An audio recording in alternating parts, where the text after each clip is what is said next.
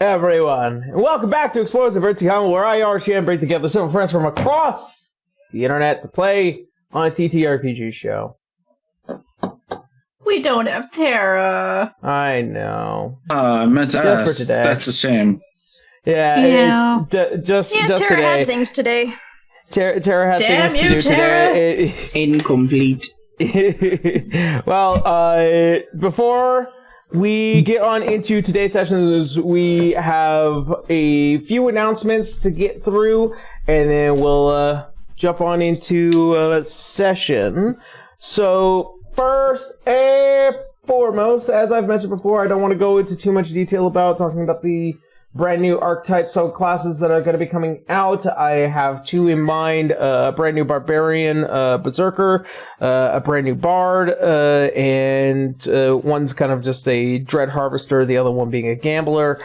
I will begin work on that this week, given I also had to do a lot of work for Foundry, so I'm going to just be busy doing D&D stuff. Looking forward to it. If you guys are keeping an eye over on our Patreon, then you'll be able to have access to the documents that will be made available for those archetypes and subclasses.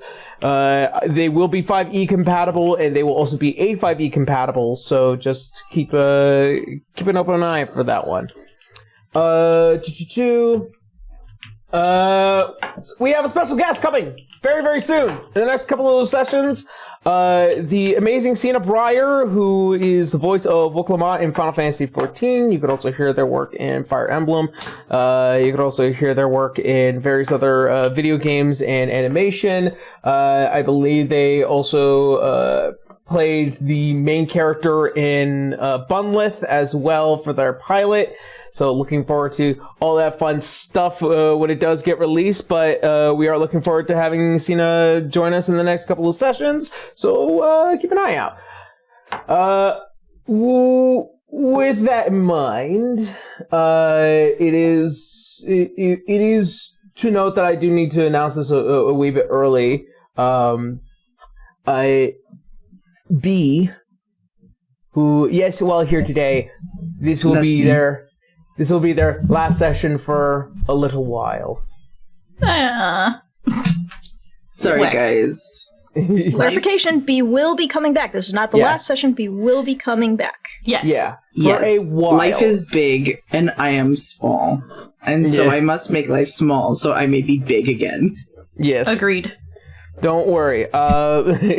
With that in mind, of course, we had a long conversation about what to do in the meantime, and we also have plenty of certain avenues that will not be made available to the public, mainly because, text RPs do still exist for our game. This is just so that way players can still end up having conversations with other characters later on. Obviously, because I created the Echo Stones to solve that problem. Let's go. So you can kind of come to expect that while Abel is not here on the show, Abel still plays a massive role in the world, and along with the rest of the characters that you see here. So Abel will return in due time. But with that in mind, who will be sitting in B's seat in the meantime is our friend Sparrowling, who will be joining us next week. Of course, we will also be doing a session 0 for them, just like we did for a lot of our main cast.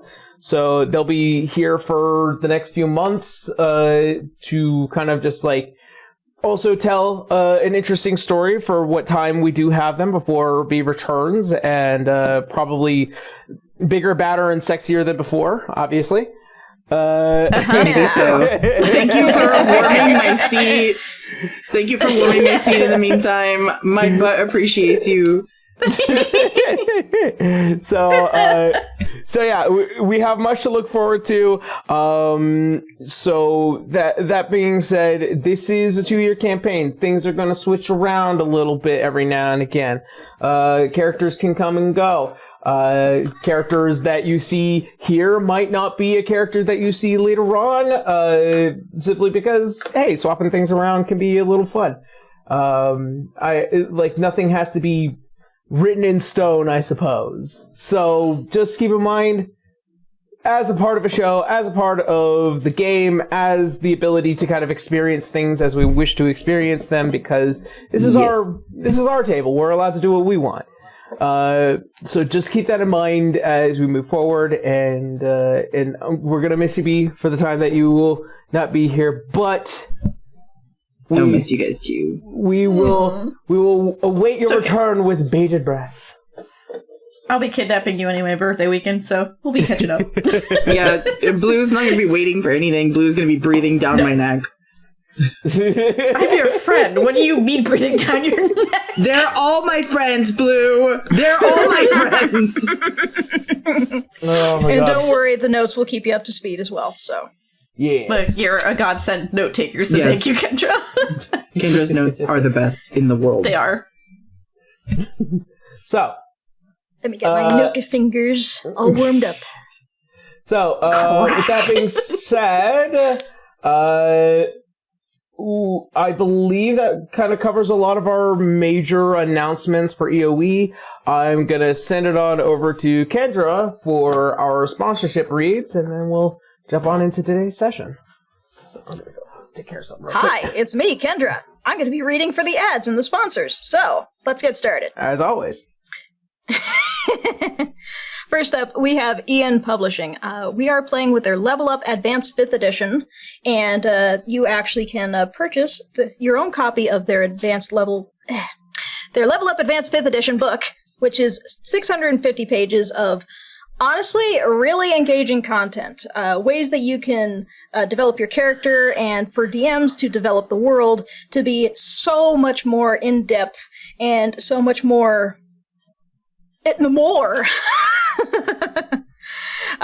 Please check the link in the description below, and you can explore the book yourself. I don't believe we're doing it in the next couple episodes. We might be doing a giveaway of one of these books, but hey, do keep an eye out. We will let you know when we are doing the giveaway. Keep an eye on the break for a special code, and you can get a free copy. So, in the meantime, check the link in the description below, use the discount code, use save, and we get a little bit back. Yes. Next, we have D&T, distributors of delicious teas and many fantastic tea accessories. They provide green, herbal, and black teas. They have specialty teas of the month and a dragon tea series. They have tea infusers, tumblers, mugs, you name it, and they probably have it. So, I believe we also have some impressions from everyone around here. I'm a big fan of Underdark and Chill. Aaron, which one was yours again? Mountain Squall. All right. Has a So very Aaron's got eerie- Mountain Squall. Yeah. The pumpkin harvest. The pumpkin harvest is unreal. Very good. And Blue, what was your favorite again? The Feywild Frolic, I actually am about to go buy the bigger bag, because not only do I like it, but so does my husband. Very good. And so did I when I was at your house. Yeah. And you made it for me. It was really good. So we gotta get more before you get here, damn. So it seems like the Feywild is a very popular one. So It's very good. do please check out their entire selection. They will have a tea that fits you. You can check out their link in the description, and you can buy whatever you need there. And you save with the discount code, we get a little bit back. Everybody's happy. We love D&T because it's really, really, really yummy.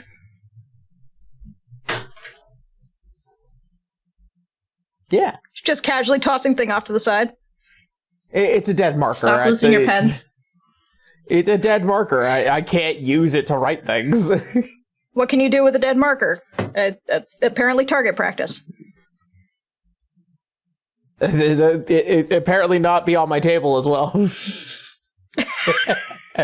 All right, well, anyway, that's enough from me. I'm going to pass you right on over to Aaron. Alrighty, well then, that being said, my friends, how are you feeling? You ready? Ready to play? Ready to I play? have go. many yummy snacks. I have a full drink. Let go. And I have my phone ready for note-taking. I had a Alrighty. croissant. Well then, that being said, let's go ahead and get on into today's session of Age of Exodus.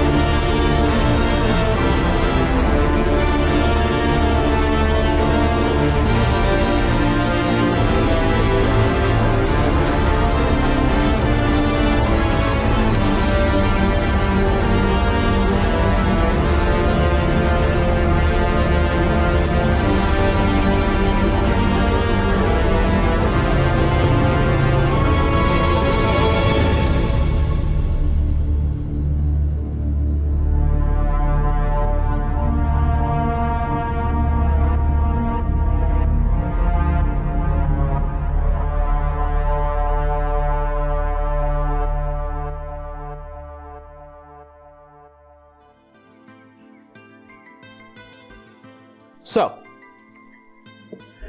where we had last left off. As the Six Fangs, after a harrowing battle in the Shadowlands and fundamentally as well as getting some information, meeting the people that they saved, and gaining a reputation,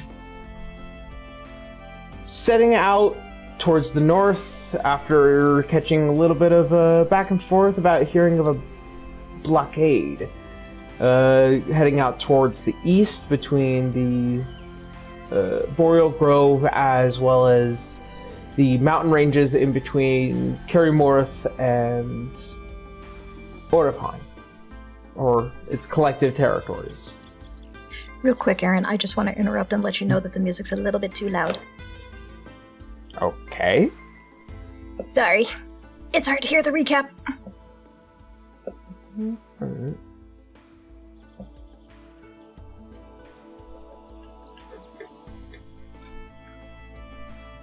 After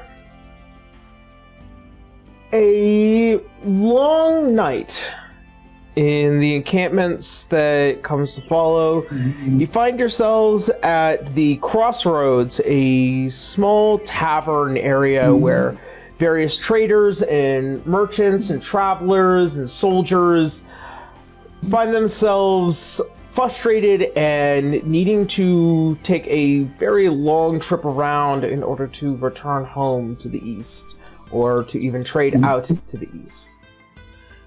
And by doing so, the party runs into quite a opulent man, calling himself Mr. Knight, providing a coin to Cirrus, and as well as any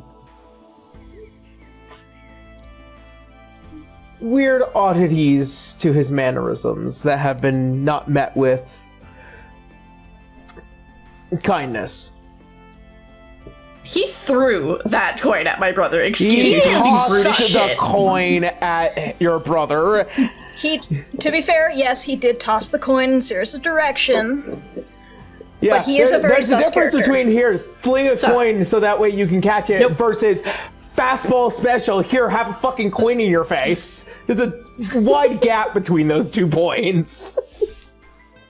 Yeah, because he has to toss it, see? White gap. Toss a coin to your Cirrus. I was insulted. Beowulf was insulted by how little the coin offer was. It wasn't at least a platinum. Or he thinks they're worth platinum these days. Oh, shucks. Well, of course. Also, tossing a coin to a mercenary is incredibly belittling. And Wolf has a short fuse. He's dealing with that right now. Wolf is going, I'm protecting my grandchildren. Who the fuck are you? Exactly. Stranger danger.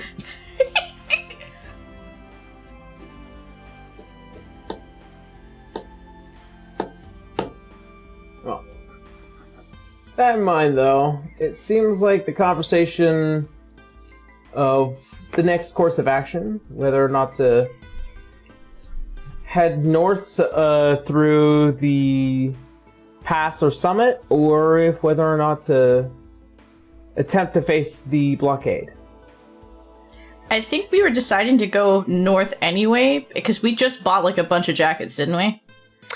We bought a bunch of furs, which Cirrus is probably going to start making into, like, probably simple cloaks for the time being. Yeah, I'm starting to realize that maybe wearing the short pink skirt is not the greatest for cold weather, but we'll find that out the hard way. I will help See, we can Cirrus. stay pretty warm, but... But yes, Cirrus will be very thankful for your help. Yeah, I think what we discussed is that considering the last time we ran into Order of Heim soldiers, they were like squinting hard at Abel. We're like, maybe we don't go towards the blockade. Mm-hmm. Yeah. Yeah, something was up with that. That and we didn't see didn't that exactly prisoner. bring back that prisoner, right? Yeah. Nope. What prisoner? We didn't see a prisoner. Yeah, we didn't see nothing.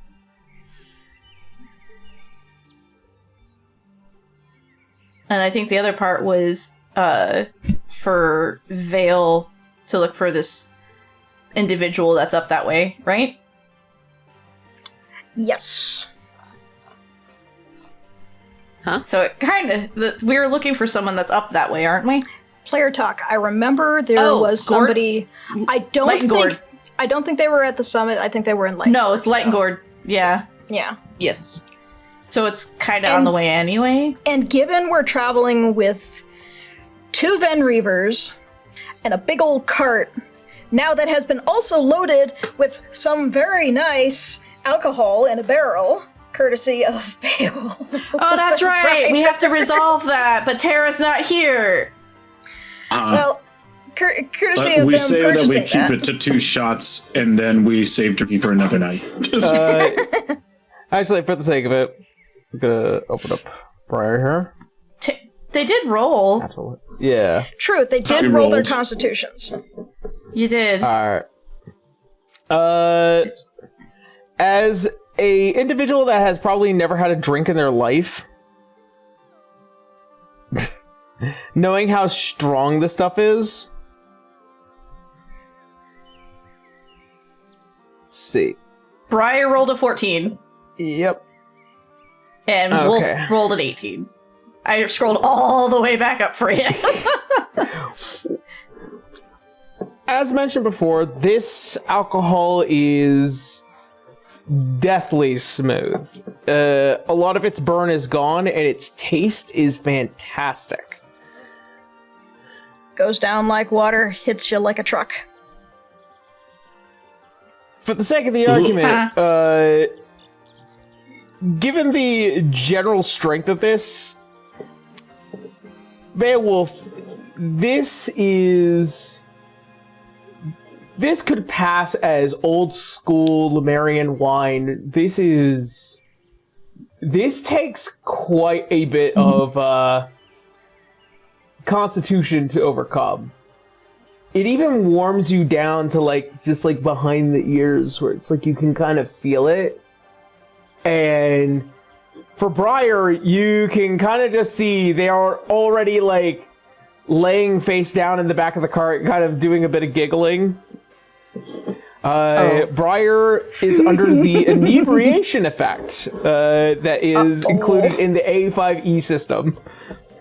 Adara's just gonna look at that like she can stay there. Yeah. She's fine there.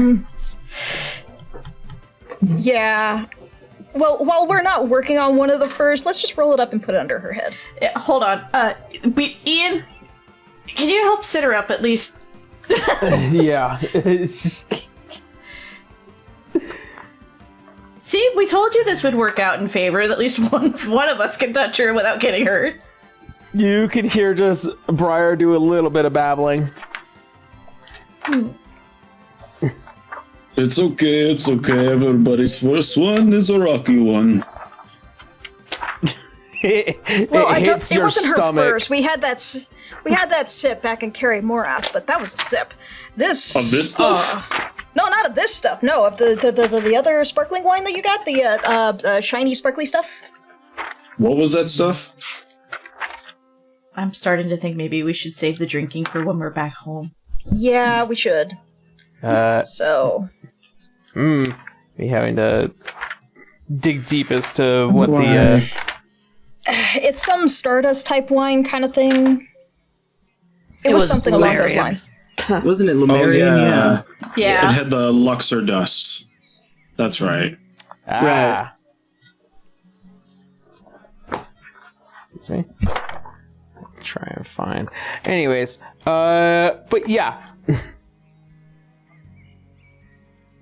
Poor Briar. Alright, I'm just gonna take a screenshot for Tara's sake so that she has it right away. You drunk.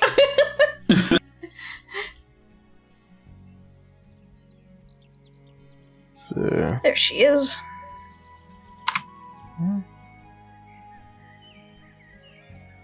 So no more of that. At least until we're at least, camping somewhere and not moving. And not all of us are going to have a drink. No. Need at least somebody who's sensible. I believe I passed mine. you did. Yes. Okay. You would pass yours, but you probably are a little buzzed. I don't for drink, sure. so... Yeah, you're. I don't know if the twins drink or not, or have at least. I have no idea. I don't think we even questioned that one. Saris is driving. He's not touching the stuff. I'm just saying in general, I don't think the twins have ever done it. Have we? We might have. Aside from a casual drink, I don't imagine it'd be anything this strong. No, I think these two have probably had like a wine or two, but nothing crazy. Did anyone roll for Abel? Or did we Oh, assume would he Abel didn't like drink? to? We didn't Yeah. make... Would you have wanted to? What's the If name there's of an the stuff on the opportunity, barrel? usually, yeah. I'm sorry. I heard multiple people talking over themselves. What? My bad. Go ahead. Would Abel want to? Yes. Roll Constitution. Yeah, we'll make And Constitution. then I asked, what was the name of the barrel of stuff we got?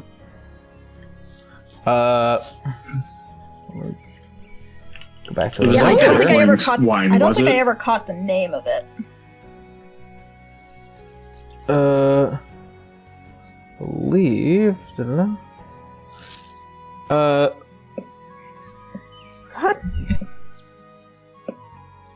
Where are you?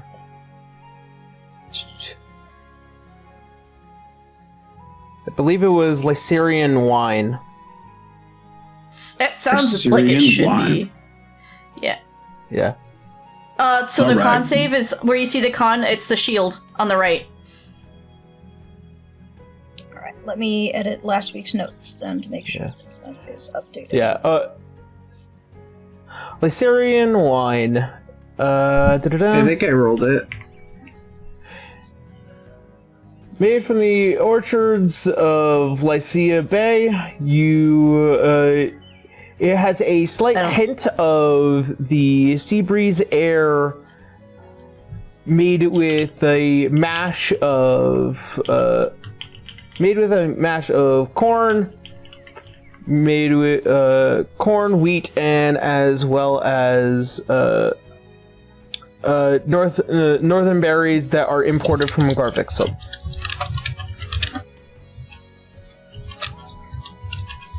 Northern berries from what? Garvixum. Garvixum? Yes. Yes, just a little bit southwest of the Boreal Grove. Got it. Yeah.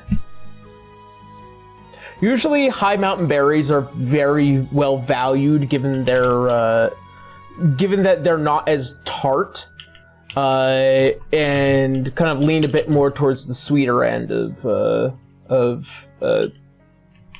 their flavors.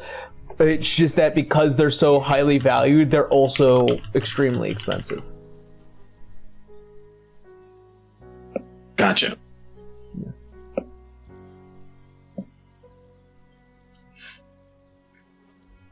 Abel's sheet might be acting up a little bit, but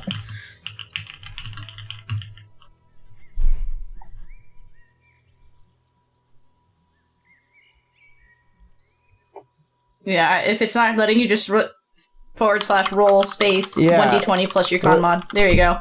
There we go. Oh no. Uh-oh. The same roll. Well, it's a 14. I don't know how bad that is, or good. That's the same as, yeah, that's the same as Briar. Abel, you fall under the effects of inebriation as you are also in the back of the cart.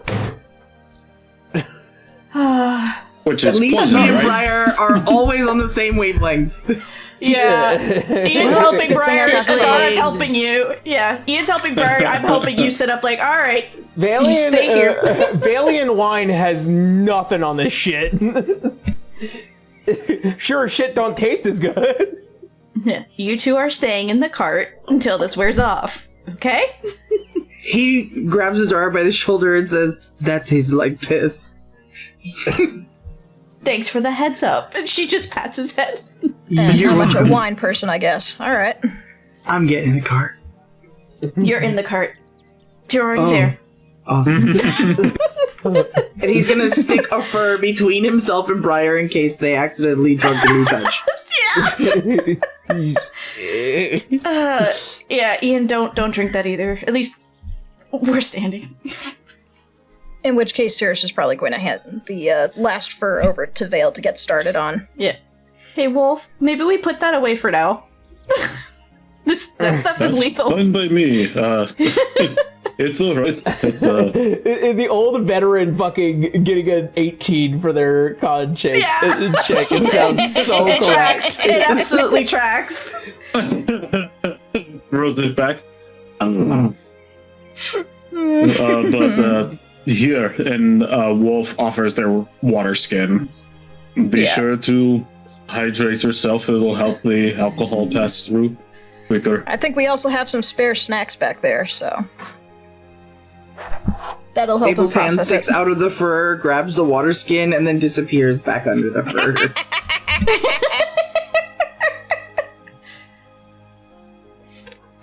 It's like when you give your angry girlfriend stuff, like on the bed, that she's just under the covers, just snatch. Snatch. Exactly. Literally. Just,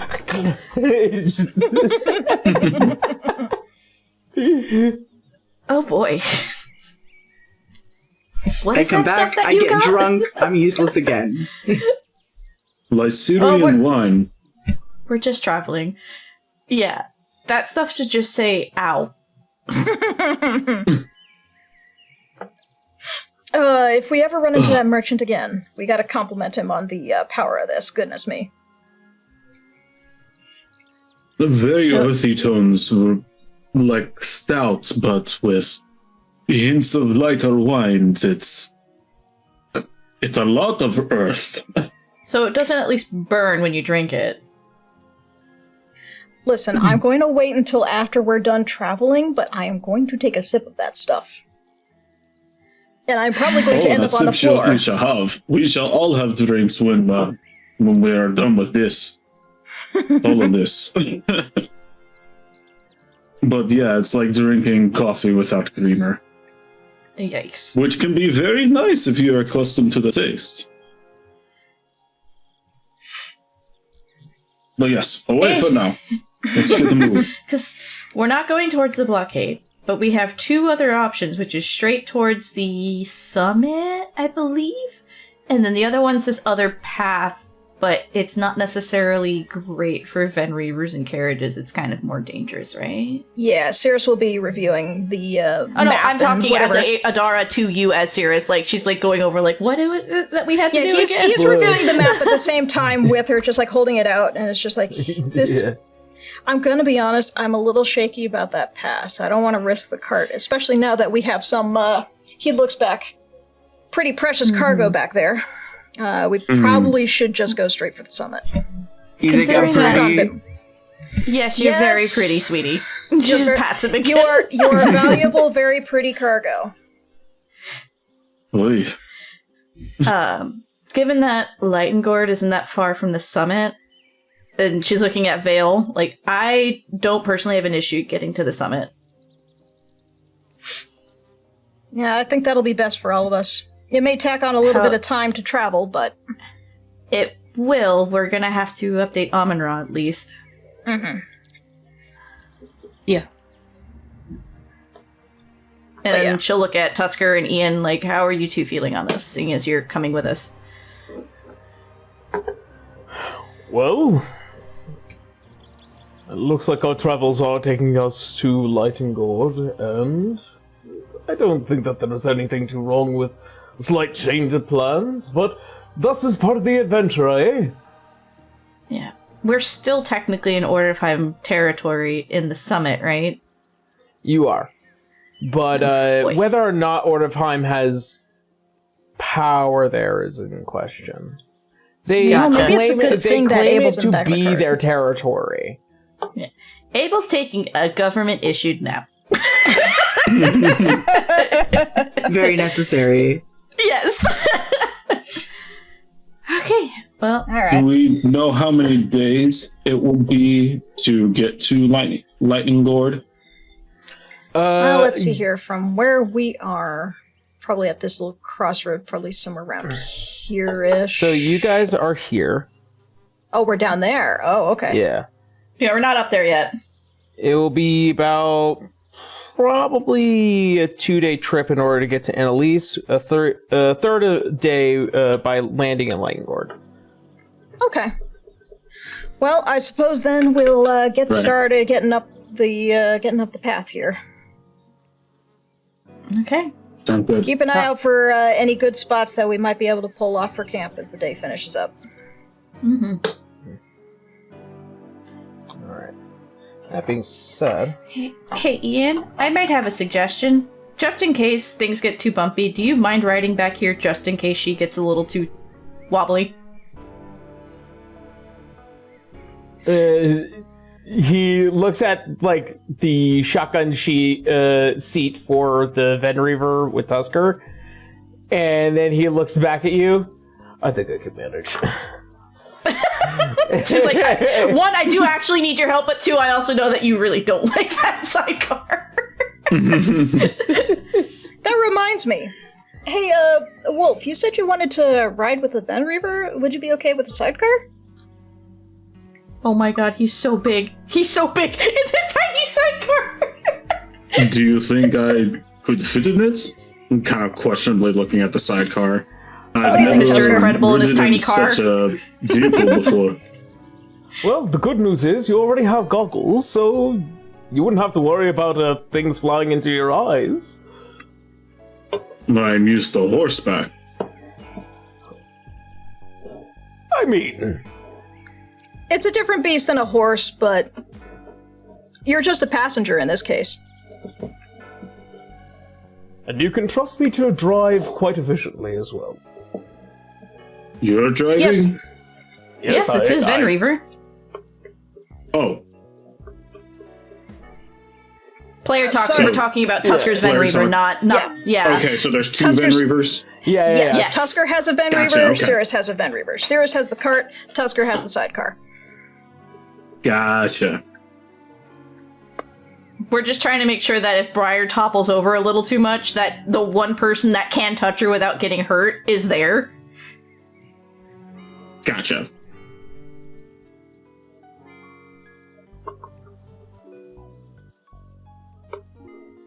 I suppose I could ride in Fantastic. this side car. Fantastic! A little bit of a bonding experience with both of us. Something I'm sure that you also have wanted for some time, eh? Beowulf groans loudly in his head. That Oh, noises. come on. Tusker isn't that bad. Besides, Ven Reavers are a little bit loud. You might not have too much time for a conversation, but Sorry, I'm just not good with surprises. And he'll get into the sidecar. Yeah. You fit in very comfortably. In fact, it's really comfortable. Almost as if it was specifically to make sure that the passenger is comfortable. Comfortable. I'm Must sorry, be it's just some the kind idea of of just... mind control magic to make me think it's comfortable. He thinks everything's mind control now. I love it. Did you get a worm in your head? Anything on the table. Yeah. Yeah, I guess. All right. Oh, then, my friends, as you guys begin the first leg heading out towards the north.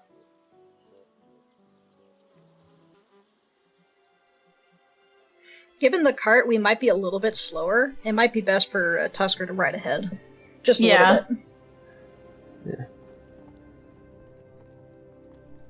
It would make sense considering if anything should happen to come behind us, the two that have long range already as tanky would be Ian and Adara, so it kind of works out.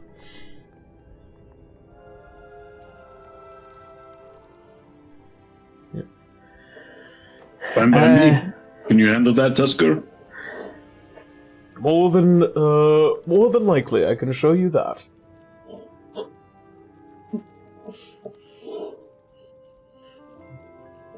Alright. So, as you begin your travel, following along the forest side, you see that massive mountain range that kind of goes up towards the sky, while off to the side you can see what is that massive metropolis-sized city of Orifheim. Many who have traveled there have found great wealth, or power, or position. A place that you will not be making a stop to, though. Or Not conscripted anytime against their soon. will.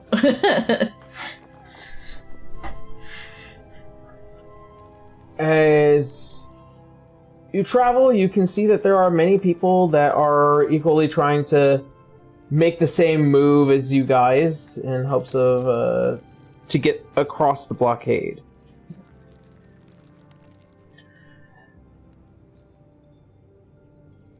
Your first stop in the forest here, as you find some local campground in order to take some time amongst yourselves and set up camp.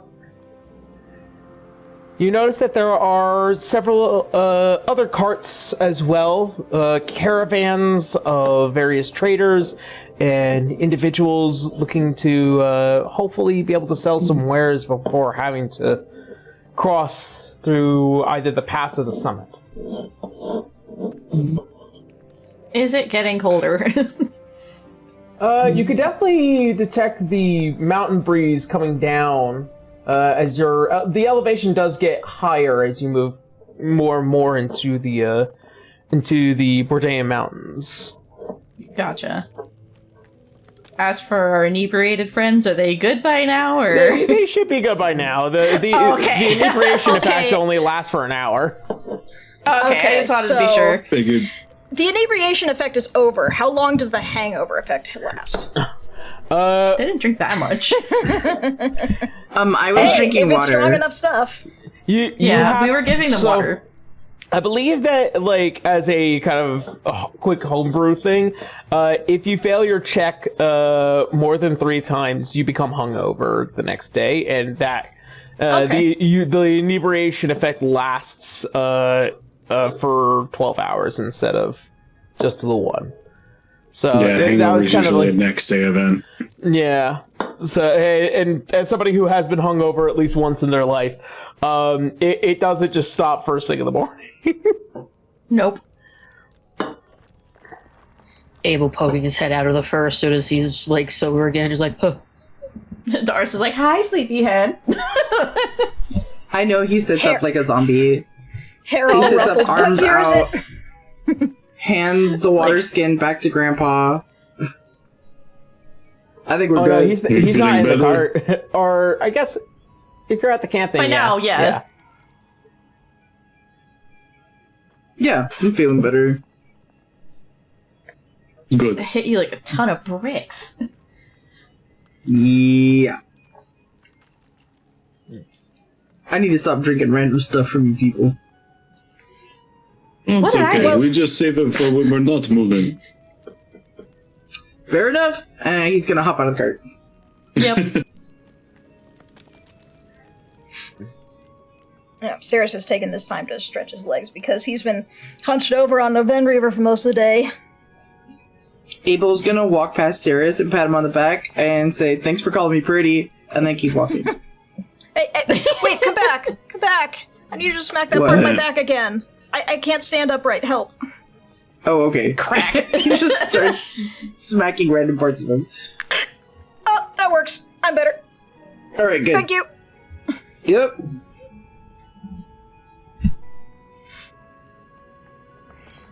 I have finished the close of what I can. Oh, you spent the whole time doing that in the cart? Yeah. Noise. These are really good, Vale. Thank you. Alright, so. Who wants to have the first cape? I've only got 3 of these here, so. Capes? Yeah. Why do you think I got the furs? It's We're going gonna up into the get mountains. Fur capes. Yes. Yeah.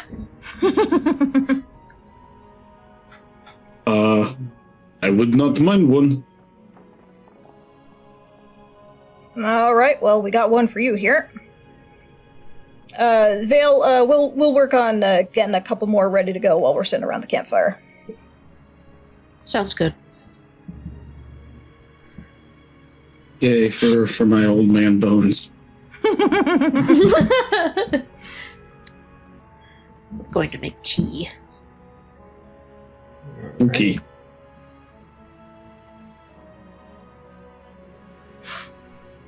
Once we get everyone around the campfire, Circe will want to probably tell whatever stories he has and lore things that he knows. Because he's been itching to share some of them. Ooh, like what kind of stuff? Oh, I've got all sorts of things. Anything from just fiction to actual, this really did happen stuff to maybe this is how this came to be, so on and so on. Do you have any particular favorites at the moment? I do, actually, and I would like to share that with Tusker as well, because, Tusker! I got that story that I've been meaning to tell you. Oh, yes. I've been looking forward to this. Ian, if you want some story time, come sit around the fire. Of course. Oh, sorry. Yeah. Tusker? Yeah, a while ago, Sarah said he wanted to tell a story to Tusker, and they've just not been able to do that, so now he's finally taken the opportunity to do that. So, the story's a fairly long one, so I really only have the tail end to tell you guys here. But, effectively, you can imagine this as being a Eardsihimmle variant on The Wizard of Oz. I love those. So, Cirrus is, he's got the fur on his lap, partway through working it. He's put down his tools, and he's gesturing as he's saying the story. And in the moment that the sorcerer releases the flying gondola, Dorothee's ferret companion is startled by a spray of fireworks and leaps from the gondola to go hide, forcing Dorothee to decide, does she go home without her companion, or does she rush off to save them and potentially never get home again? Well, she decides she can't leave without her friend, her beloved ferret. She runs off the gondola, and as she does, off it goes. The Grand Sorcerer of Fa is gone, and she no longer has a way to get home. So she goes to her friends. She's weeping. Now she has a warforged man comforting her, a tired and cowardly Leonin just patting her shoulder, and a straw golem assuring her that we'll find some way to get you home, I promise. But she's inconsolable. She can't figure out how she can get home. Then, before she can think of anything else, a fairy comes down from the sky, alights before her, and sets a reassuring pat to her shoulder. Dorothy, my dear, she says, you have but to tap your topaz shoes. Tap them and say these magic words, and you may go home whenever you choose. She wipes her eyes. Dorothy nods, and she holds her ferret companion tight. She gives her companions one last farewell, and in tapping her toes, she says the incantation, "Journey guide me home, journey guide me home, journey guide me home."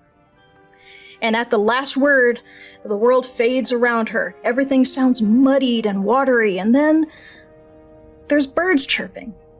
She hears the wind outside, and her eyes flutter open. She's back in her room. How did this happen?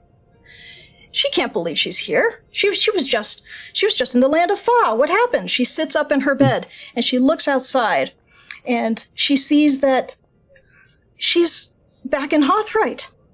She's home. The spell had worked. She's finally home again. But did she really go? Was it all a dream? And that is the story of the Sorcerer of Fa. You see as Tusker kind of giving a emotional clap as you can kind of almost hear the slight stifling of tears. Aww. I love that you wrote that up, Kendra. Thank you. I worked really hard to do that. Thank you. It's a beautiful story. It's honestly one of my favorites. It was written before the Exodus, so obviously landmarks aren't where they used to be, but... Wolf does applaud. Like, Ian Ian also well kind of gives serious. a very... Like, Ian also gives, like, a very gloved clap, like... Oh, very well performed. Thank you. I've read that story 10 times. I can tell. I can tell by the familiar cadence that you had when you spoke. A story means a lot to you? Yeah, I mean... It's... Listen, Dorothy is just a person. And then suddenly she's thrust into these crazy circumstances. She doesn't know what to do or how to take care of it, but with the help of her friends, she finds the strength to get through it. And, of course, they defeat an evil dark witch in the meantime, so... Always have to defeat those before they get too powerful. Witches aren't all evil. Just Oh, no, it's just a stereotype. This would- one was evil. Yeah, I would consider them a bit more misunderstood. I mean, Yeah, it's witches perhaps are not the not- greatest story, but like I said, it was a while ago that it was written, so... Well, something to keep in mind, Abel. Like, and you've definitely heard from your mother on multiple different occasions. Witches are people. You know, there are good people, there are bad people, there are complicated people. They all kind of come from different walks of life. There are those who might turn to, you know, the ancient arts to use for nefarious means, while others seek to use it to learn and to help or to guide. Sure, but he's also well aware of the way Yes. the world sees the witches.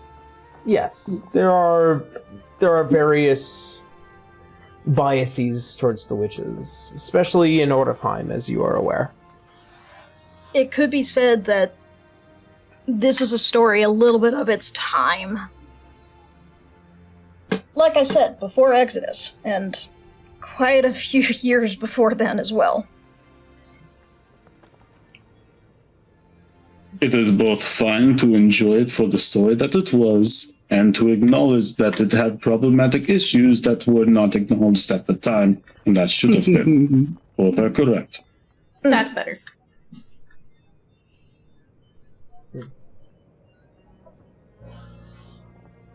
It is an innocently sweet story about friendship, and overcoming struggles together. Though it might have connotations that are different to some people, know that not all witches are bad. In fact, that should not even be a perception. This is, however, a character of the time. I agree in some ways. I think it's good to have suspicion of anyone with power. I'm a bit long overdue to discuss this topic with you all, if you have a moment. Oh. Able? Well, we're not gonna just up and go. What's up? Tusker, Ian, can I ask you to step away? This is for my group and my group alone. See as Tusker stands up. It is quite understandable that you would wish for this, and I will gladly take my leave, for the time being. Any of you that might need me, I will be in my tent. No, I appreciate it. or else I'll need your mind later. And I'll know. he sees just like, fair enough, as he goes to retire to his tent for the time being. As Ian, he takes a bit more of a pause before kind of just nodding and I'll go to the cart for the time being. Sorry, Ian. It's not personal. I don't think it is either. It's just, when it comes time, just tell me when you need to tell me. I will. Alright, and he walks off towards the cart to probably go fix his charge blade for something. Well, now that it's just us, I feel like I'm probably the last one in the group to tell you guys why I'm really here, and I want to apologize for that. You've all been very forthright in sharing with me yourselves and your history, but there was a certain level of plausible deniability I wanted to afford you all before we got too close in case I needed to leave. I'm a bit of a wanted man, as you saw back there with the guards. I told you I'd explain it later. I owe it to y'all. Did I what? No, she's like, did you commit crimes? It's a joke, right? No, I haven't. Not that I know of. I haven't committed any. Well, I did. She is saying it in a joking way. To be fair, it sounds like they were being jerks to begin with. They were hurting someone, and so I stepped in. And I was trying to sleep. They were making a whole lot of noise, but that's besides the point. All right, so that's Awful their fault, rude to not wake yours. someone up, so. He's gonna look at each one of you, and for a moment his eyes linger a bit longer on Adara as he's worried about what she'll think of him, but then he kind of looks down at his hands. And he says, I am currently on a mission of sorts or quest. I don't even really know how to describe it to other people. I have tasks I need to complete. I was born as the first male to a very long line of witches in quite a long That time. explains that.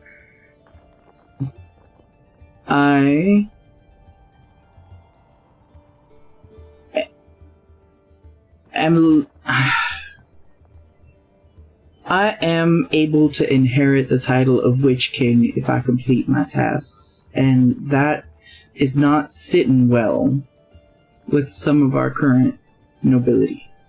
They see me as a threat to their power, and they don't want my people to have a figurehead to gather behind. But my people are spread out and lost, and they need someone. And if I can be that someone for them, I want to be that someone. Even if it won't be an easy task, or if there are some odd circumstances that need to come to pass. But Hence the tasks. yeah, I need to be able to prove that I'm capable. They can't just No hand pressure. the mantle of king over to anyone. No, That's fair, but man, I didn't know you had this on your shoulders. that's a lot. It's all I've ever known, so it doesn't feel like a lot to me. I'm used to carrying the weight. And if I'm being honest with all of you, I want it. I want to be able to help my people.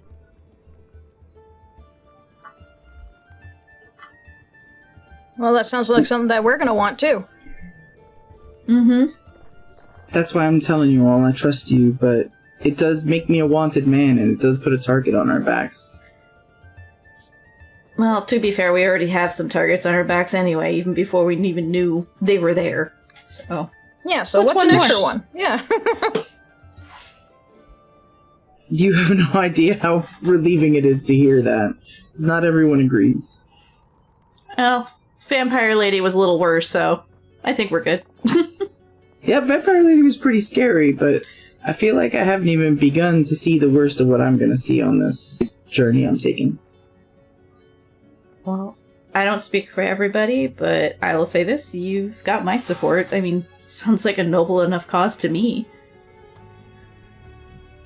The witches are spread out. They're criminalized in some places, good or bad. And I understand that there are witches who misuse their magic, but it's a little more gray area than black or white. Obviously, there's evil people everywhere. There's evil soldiers, there's evil kings.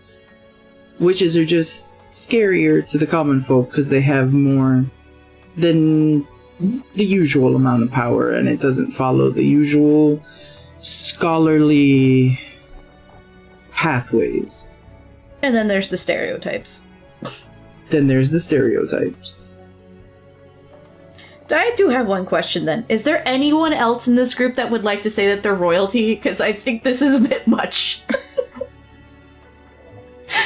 She's making a joke, trying to lighten it for you. Just like, I told y'all I was a Rathmore. That's nobility, yes. Wolf has to think for a moment if being the direct offspring of a god makes him nobility or not. You are one of his many creations. Not a direct offspring. There is the notion of the idea of Genesis, which is how the Ophanari have also come to pass these past 25 years, as their god Lazarus, who managed to see not just only the end of his people in their former state, but also recreated them through magic and through divine power, a spell known as Genesis. This allowed him to recreate his people using their original souls and gave life to the new generation of those who see not only now as the power of medicine, the power of healing, also the ability to kind of shed one's skin to become something else. There is a lot of the information about the Ophanari, but this is also the same way that, like, the Lumerians have been created by Roya, a magical ability called Genesis that basically he hand-designed every single Lumerian that ever came into creation. This also created a vast array of, to put it in the most blunt way possible, genetic diversity. Yeah.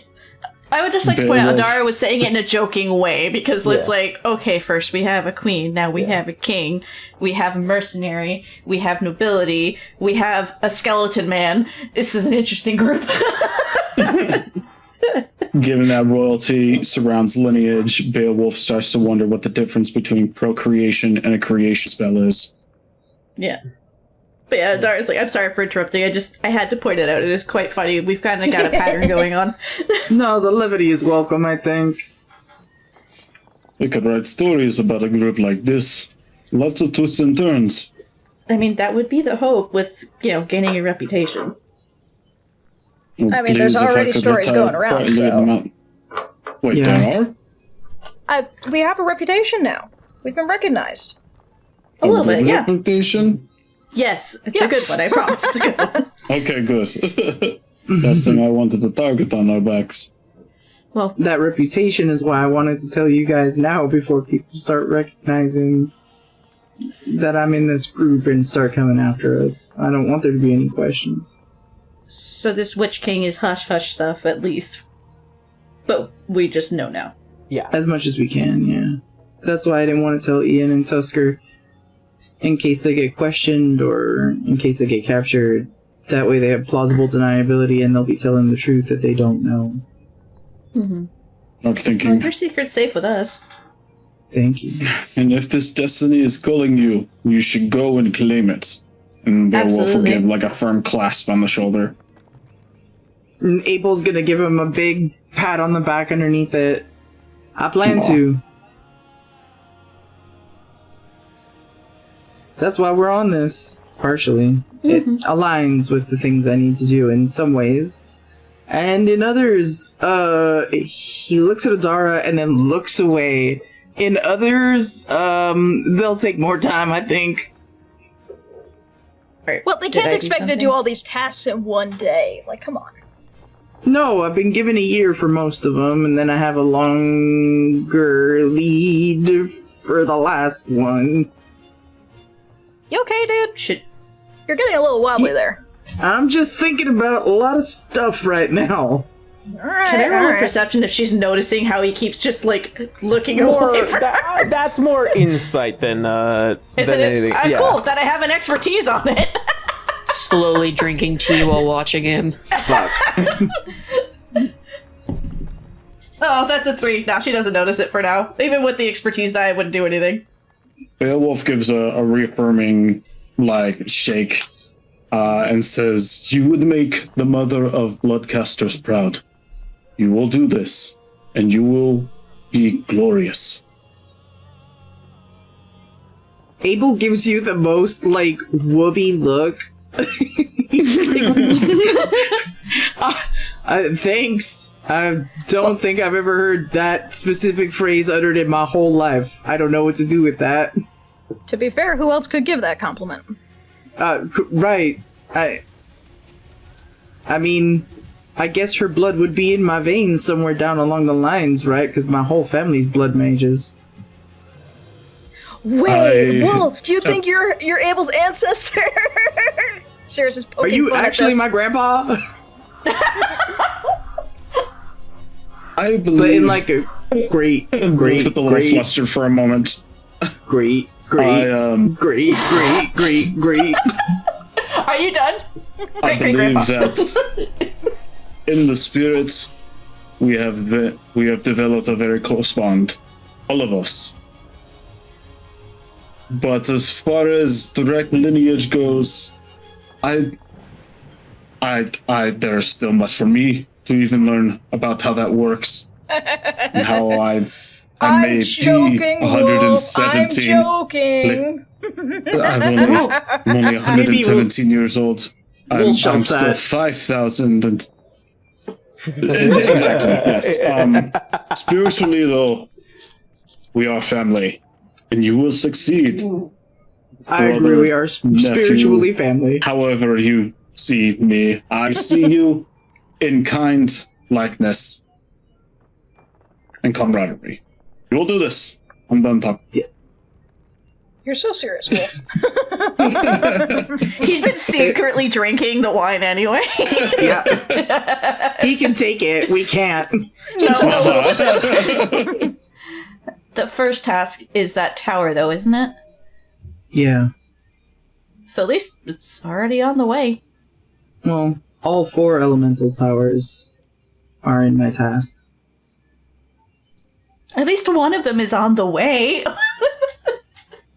I'm hoping we visit all 4 of them in our travels, because if time starts to run my clock, I'm going to have to break away from the group to make sure I get my tasks done on time. She does look a little sad at that, but she understands. Well, in the meantime, we'll knock out whatever we can, so if there's another task on your list that we can knock out and get done, why not? I maybe don't want to talk about the rest of my list right now. We can talk about the rest of my list later. Alright. Are you sure you're okay? I'm good. I'm fine. She's like, the brow raised, just like, okay.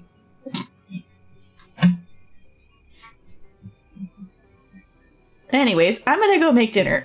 She just gets up. Yep. Well, now you guys know, so... Thank you for telling us. Yeah. I guess I'll get Tusker and Ian and let them know that they can come back if they want to. And he's gonna get up and kind of, like, walk away while rubbing his face, try to, like, get over the, like, awkward feeling. There's an awkward feeling, but Adara can't figure out why.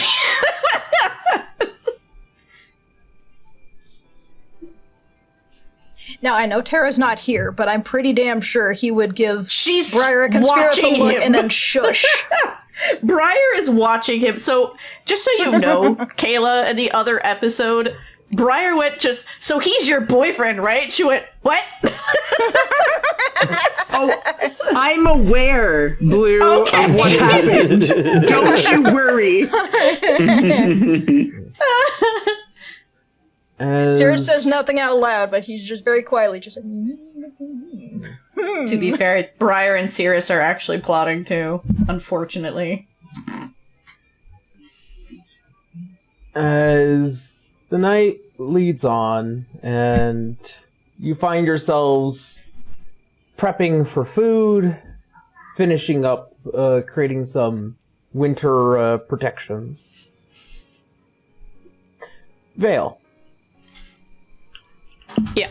You see a small black cat with a gold and silver eye as it kind of takes the moment to privately assess the situation before stepping closer towards you.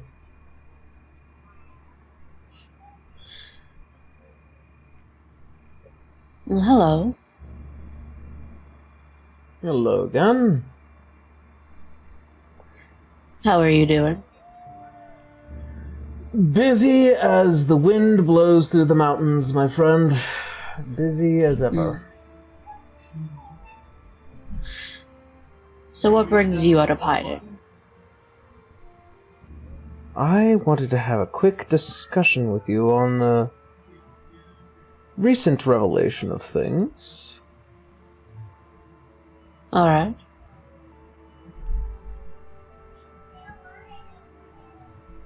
I was informed by our friend Amun-Ra that you found yourself within the Shadowlands.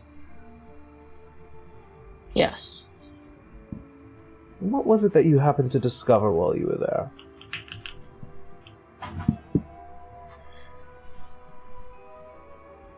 She'll tell him about everything that was found there.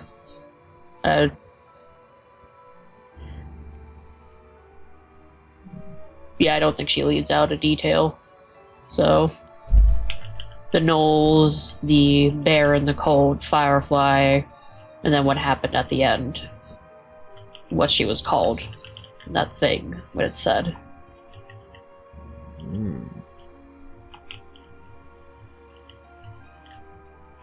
It's quite an assortment of interesting revelations. Wish I could have been there to see it all happen. Unfortunately, I was distracted. Do you know anything about the Lords of Hollow? Partially.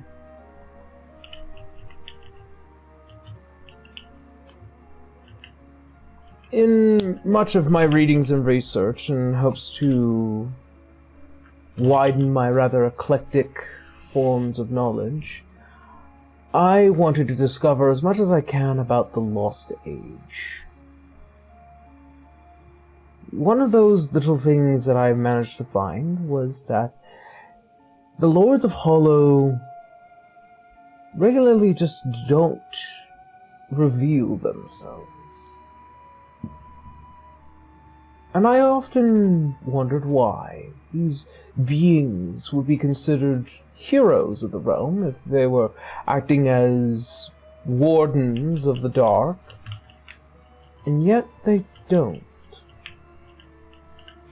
And I came to a singular conclusion. That they know that their battle is long not over. And whoever is a Lord of Hollow might find themselves hunted.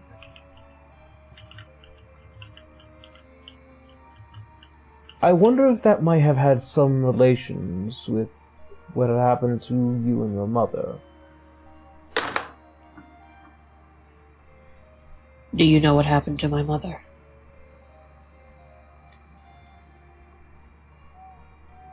The unfortunate's to tell you, I do not. Though I am aware of your story, as I am aware of many of the people's story, especially within your party.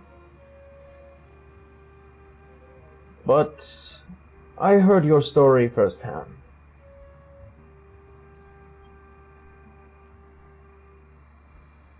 What do you mean?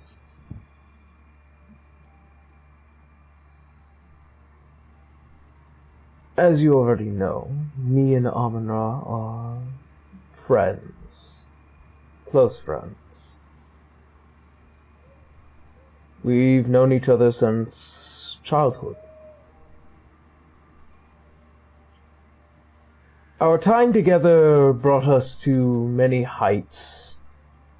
And, of course, I have often seen Amon-Ra as one of my most beloved allies. But he always spoke of a soul that he had met. The night that he became a god. The night that we all began to realize that we who are born of the celestial line and those with divine sparks were capable of creating them just through a clash of divine love. My mother and father are of that varietal, but I will withhold those particular details until later on.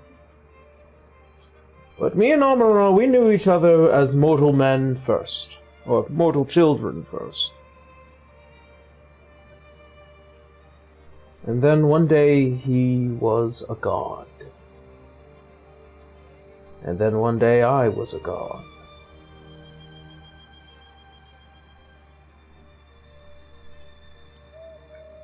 He spoke of your soul, lost in the darkness.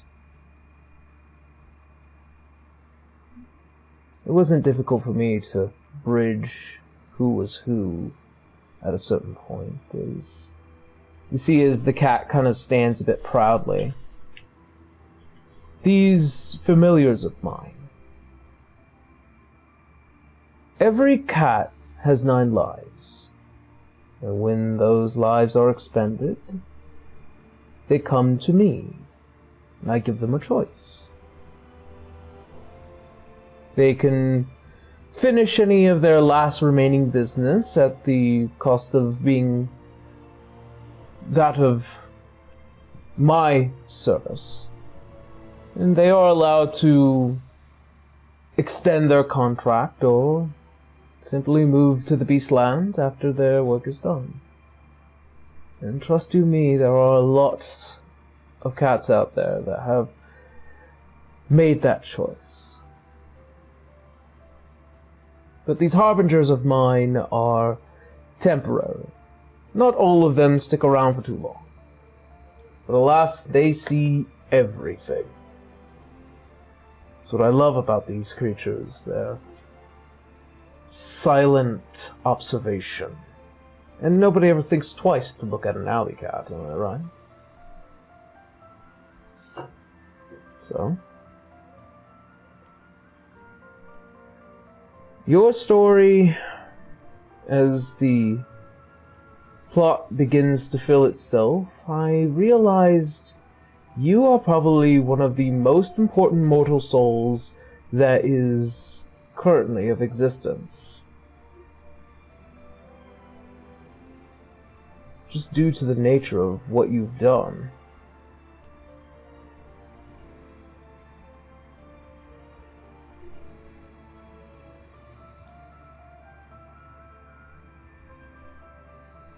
She doesn't really know how to take that. She just like kind of looks down at herself and looks back at the cat, and it's just...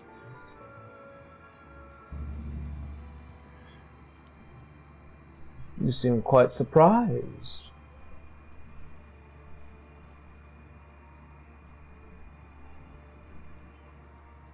I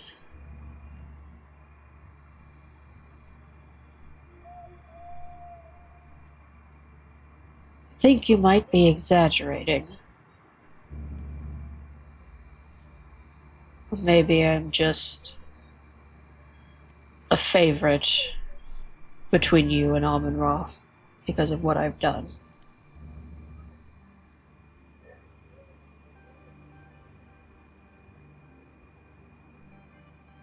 Let me make something extremely clear to you. I am not exaggerating your importance. For years, the gods had waited on bated breath to even find out whether or not they will have to watch their children grow old and die. And you proved them wrong. You single-handedly show that faith and reaching out into the Ethereum, how you managed to ignite the sparks within young gods' souls. You single-handedly proved one of the most important points that the gods had no idea to even consider as reality. That action alone, that power to provide ascendancy, let's just say that as of right now, your soul has long since been claimed by Elysium for just that one action.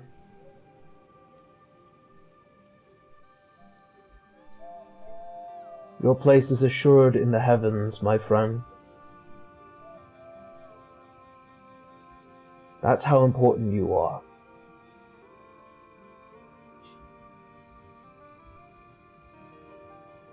So yes, I do not exaggerate.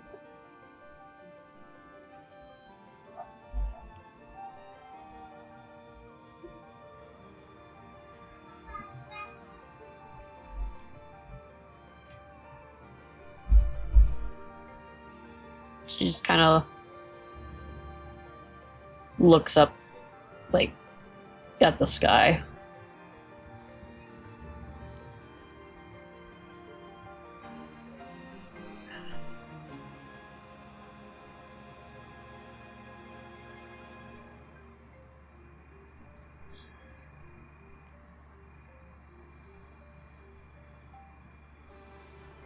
I still don't really know how to take that. It's a lot to just suddenly be told that and to be in contact with gods. Don't blame me for all that.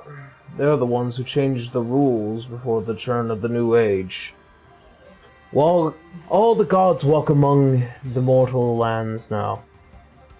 You might not know who they are, or what they look like, or may not even know their true name.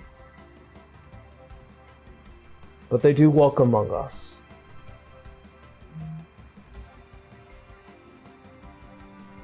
So you might run into a few as time goes on.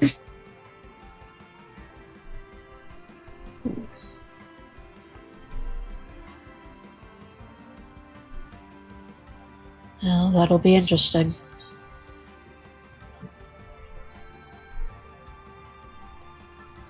Yeah.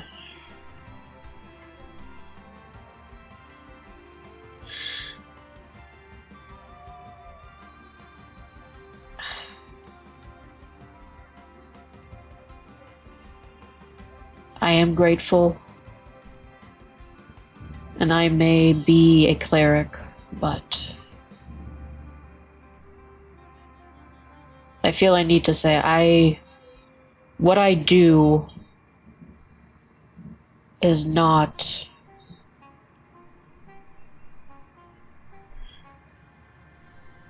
for a place in the heavens, and it's not for gods or to be amongst high standing within you all.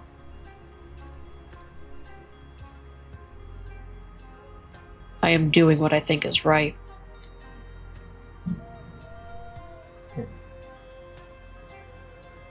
Though I do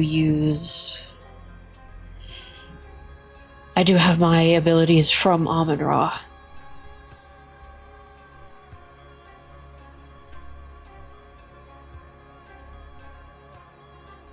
It's because I believe in his teachings and what he stands for. Not because he is a god. If that makes sense. Well, as of current, he isn't a god. Albeit, that is partially both of our faults.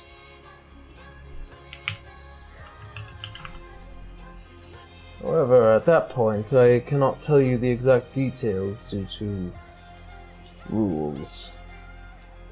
Something you'll also have to get used to when it comes to the gods. We cannot speak in every direct way.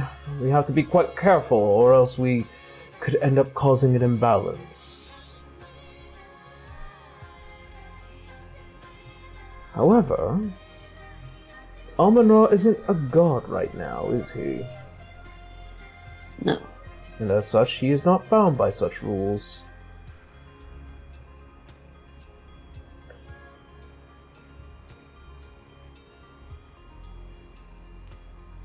I see.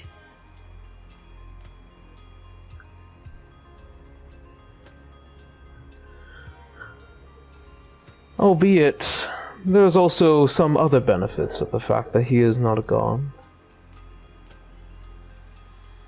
I would prefer that you get to know him as a mortal man than his divine reputation. He seems to have quite a fondness for you.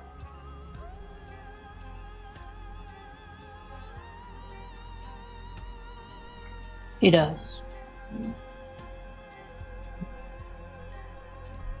I do wish to know him as himself, outside of what he did for me.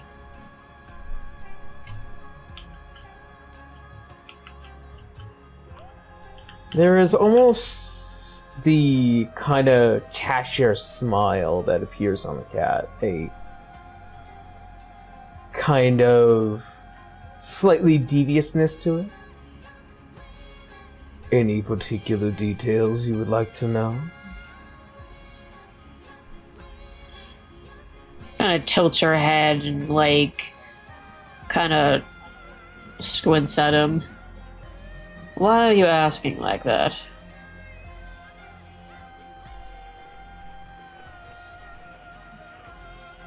I simply wish for my friend's happiness above all else.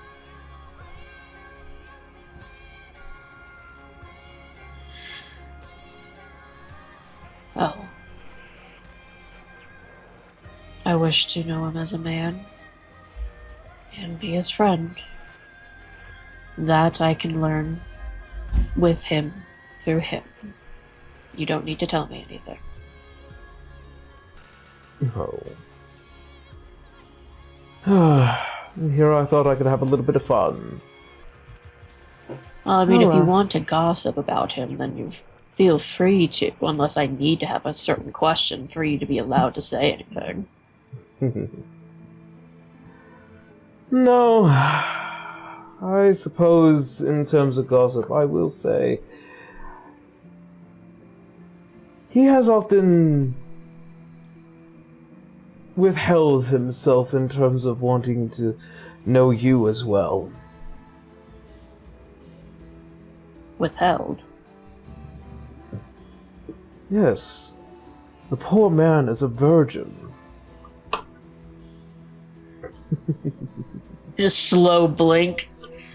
I don't know what his virginity has to do with anything of getting to know me. Oh, my sweet dear. He has long searched for you. He dare not even think of another soul.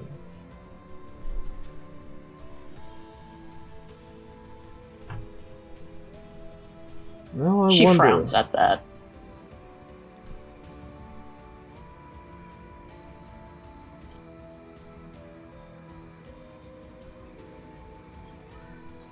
Alas, it seems I've spoken too much.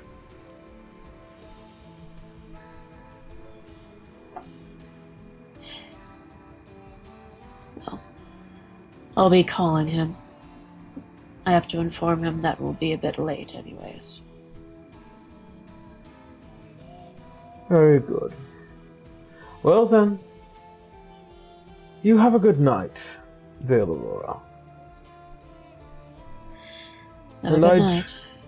I truly do hope that you find what it is you're looking for.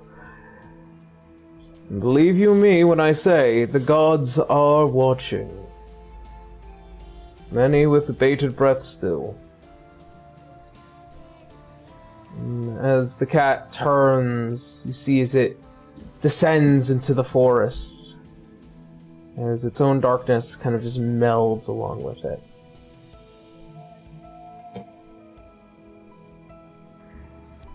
I just take out my Echo Stone, and she will walk off somewhere private to call Amon-Ra. Alright. Before we get there, Yep. Abel, as you find yourself walking around the camp, kind of just trying to collect yourself, you do happen upon Adara, who is still privately cooking. A potential moment arises, should you so take it.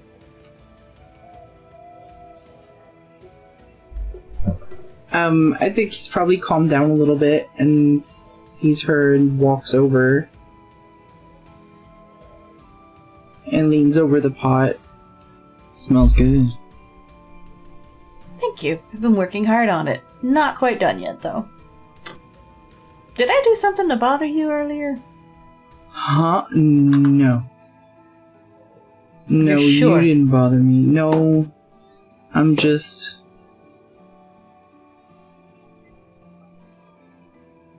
My final task is a little heavy, and so I'm still coming to terms with it. It's fine. I'm not gonna pry. I don't know. I just felt like maybe I was a little too much for you at that moment. No, Maybe the joke was too Adara, much.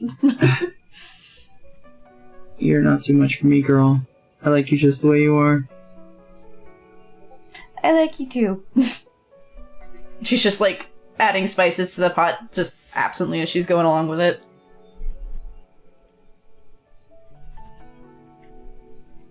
You know, most of our communication is done through beating the hell out of each other. And sometimes I wonder if there's not more time for talking. I mean, we seem to have time now. Not that I don't mind the sparring. No, yeah, I definitely still need to spar with you. Nobody else here can do the brute physical things that we need to do. No, but it seems a lot easier than talking sometimes. Yeah.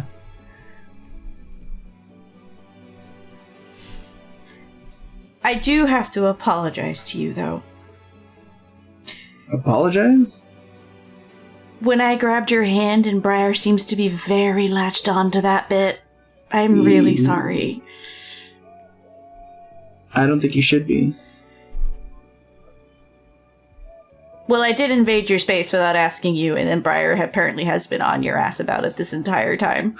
Briar's been on my ass about everything.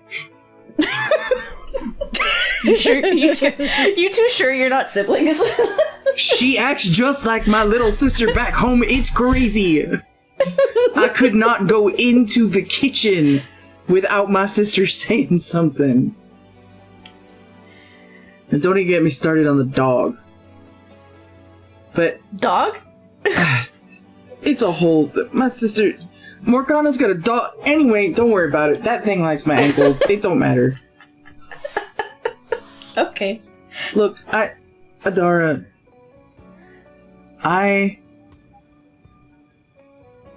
enjoyed that moment.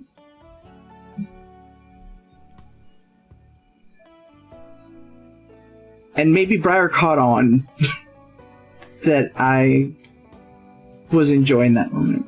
And I'm sorry if I didn't say anything to you, but I didn't want to make things weird. Because I have a bad habit of making things weird. You didn't make anything weird. Listen. I tend to be very forward, and I wasn't thinking in that moment. And I thought, given how I didn't know the full story, that I made you uncomfortable. I wouldn't say uncomfortable. I think it made me happy. I think her words were heart attack. Heart attack is pretty close. Actually, heart attack is pretty close. Yeah, like she is... her eyes are going between the pot and then him, and then the pot and then him, because she needs a breather for a second, but at the same time, she's just happy to get this out. She's like, I did talk with her. And I told her to relax. What did she say? There was a lot of things said, but I'm going to honor the idea that I'm not going to just tell her exactly what she told me, and she's not going to tell me what you told her or whatever, okay? Let's get that across. There's still trust, all right? Mm.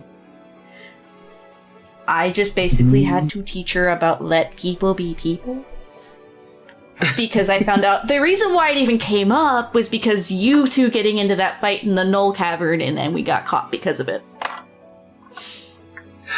Look, alright, let me lay this out a little bit for you so that you understand where I'm coming from. The reason that I keep being weird is that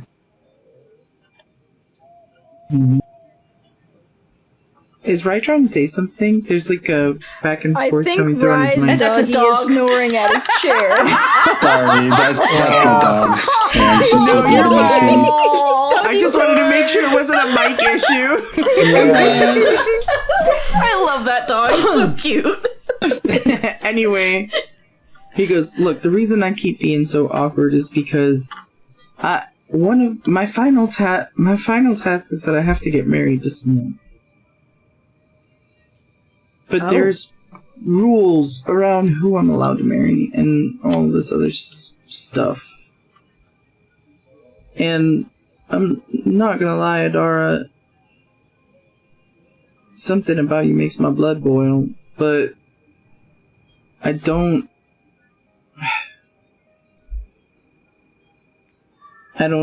know how to square the feelings that I have for you and the task that I have ahead of me. Mind you, the magma spots on her face are glowing right now. So I figured for right now, I could just take a little advice from my mom and live in the moment. And he's gonna take her hand off of the ladle for a second, and he's gonna kiss the back of her hand lightly like a gentleman. Those eyes are wide. But instead of freaking out, she just smiles and just... I like the way your mom thinks. My mom thinks the same way. And she squeezes his hand back in the moment. Just, I was on a Briar about this because if I'm being too forward, please tell me if I'm wrong. I feel like that you're there forward. is. Thank you. She's just like, tee. Most people don't like that. I feel something between us. I genuinely feel it, especially when we're beating the shit out of each other, which is quite funny. He's just nodding. I just didn't know how to place it, and I don't like people trying to jump ahead of me before I make that decision, which is why I spoke to her about it. And I think you're the same way. Yeah. I don't know. I get a little lost in stuff, and I didn't want to burden you with my... I don't know if it's anxiety or just that I don't know what to do with myself sometimes. I don't know. We're young and we don't know what we're doing. We'll take our time. It doesn't have to be fast. I got plenty of time, and I still have to figure out my responsibilities, so I don't want to make any promises to you I can't keep. And I appreciate that. I don't know what your tasks and rules are generally going to come down to it, but I hope it doesn't become a problem. One day it'll all come out, but I gotta figure some of this out for myself, and... I understand. But just so you know, both Briar and my brother have been eyeballing us this entire time, and I think Wolf has an idea. I know they have. He saw me come out of your room that day when I told you I liked you. Oh, God, I hope he didn't get the wrong idea. I don't want to affect your reputation. I don't know. He hasn't said anything. At least he's quiet. The thought of it has... Abel is now red in the face, and he is no longer looking at you. He's looking all over the place. That's not what I meant. And she's like, Look, I'm a lot better with a sword than I am with my words, so at this point, just... We've said what we said. I don't want you to bring your food, so I'll give you a minute with it. But we're okay? We're fine, sweetheart.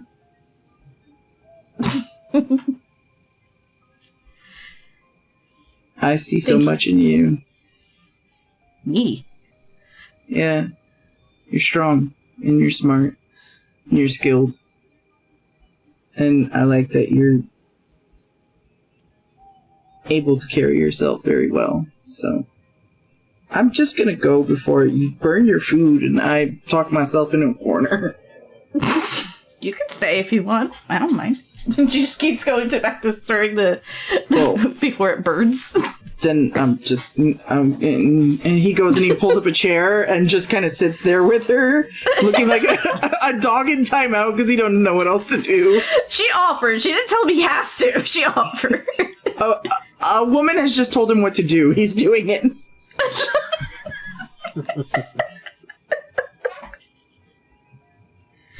Oh. Sorry. The chat is going crazy. We're doing our very best to not keeping thoughts.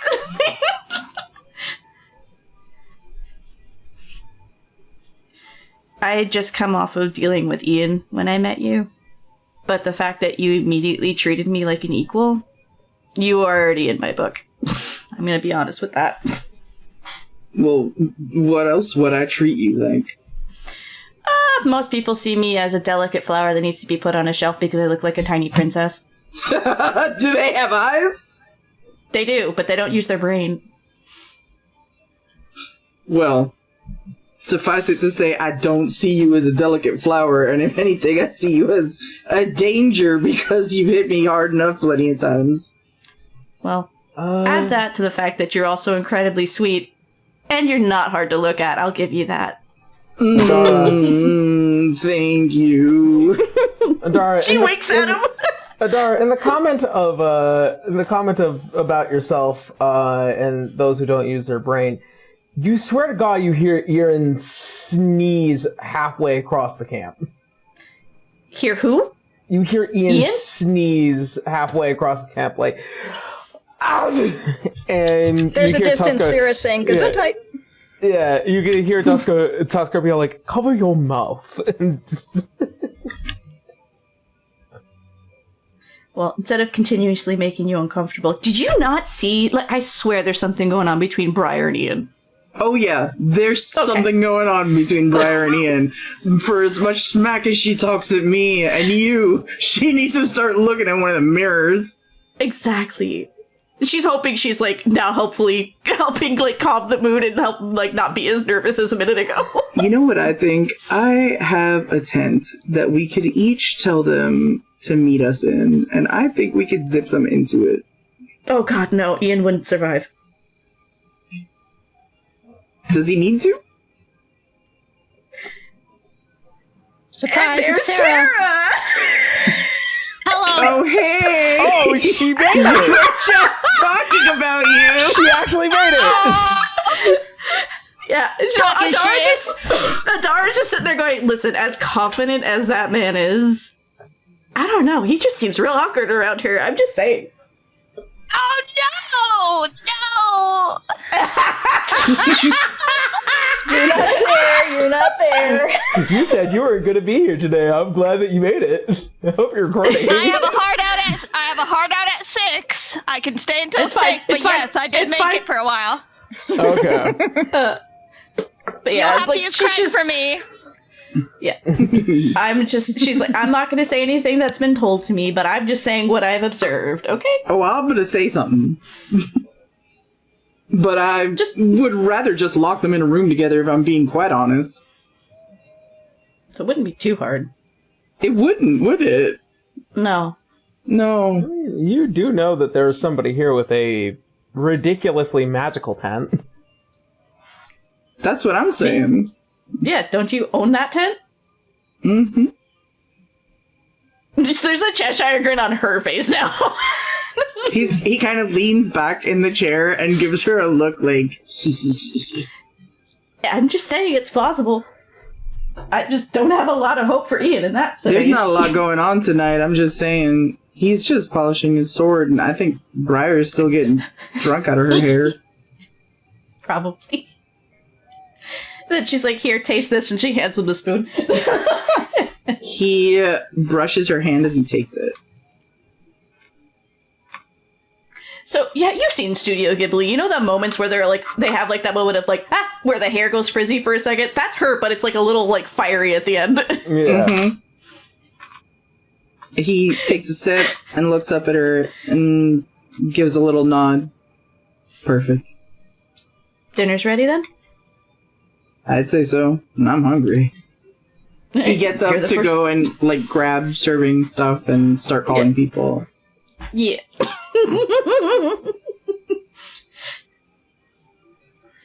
All right. Tara, it's called a taste of your own goddamn medicine. Let people feed people my ass.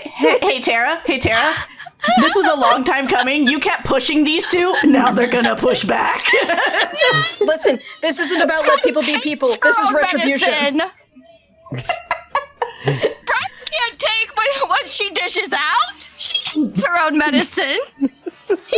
She gonna learn. As Abel is walking away, he's gonna lean over to Adara and say, I'm gonna tell Briar that dinner's in the tent, and I'm gonna go set it up. You tell Ian the same thing, and then we'll set it for the rest of us. I can do that. You're evil. And then he goes to set up the tent and set up a dinner for two inside of it. Yep.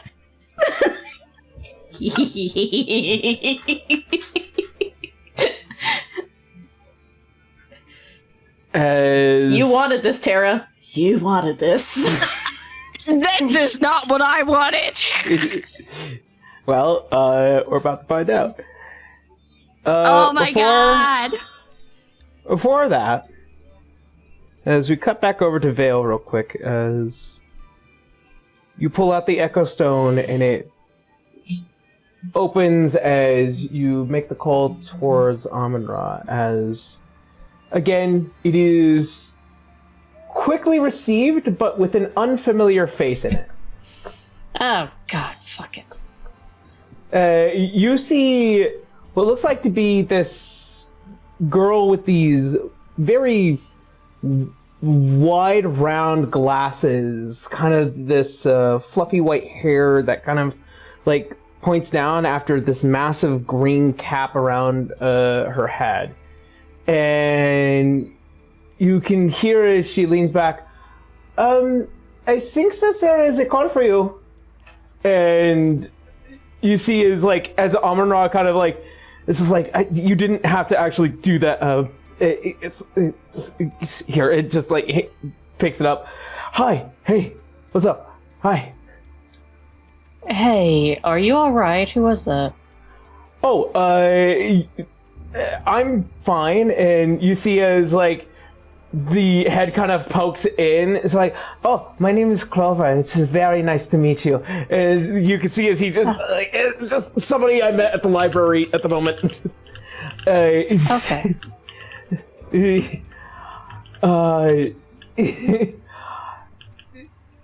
You can see like there is like this knowing glance of like a little privacy, please, and you hear it's like, it's fine, but I will be back, and just the sound of walking away. A lot of energy, that one.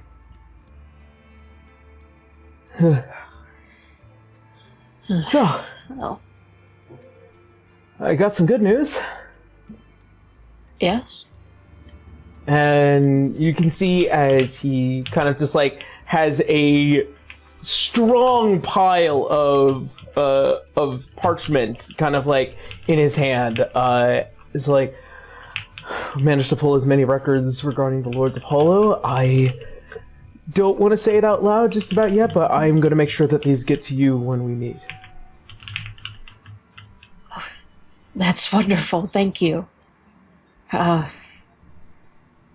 Actually, about that, we might be a little late getting to the tower. So. I think I'm going to be a bit late too, considering how to cross the whole plains in order to get here, so... Yeah. Such is life. Okay. He kind of looks down for a moment, then looks back up. I just talked with Zaki. You see he becomes a little intense in the face. That's not a good sound. They certainly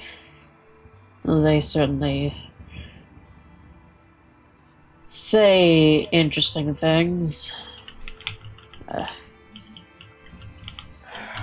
What does Zeki say?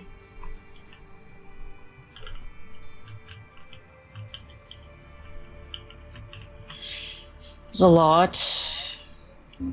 He said that I might be one of the most important souls to exist right now.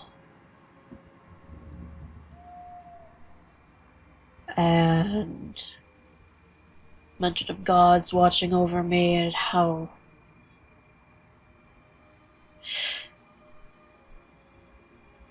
you've only been thinking of me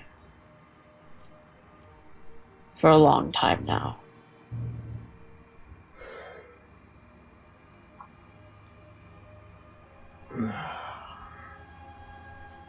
I'm gonna kill him.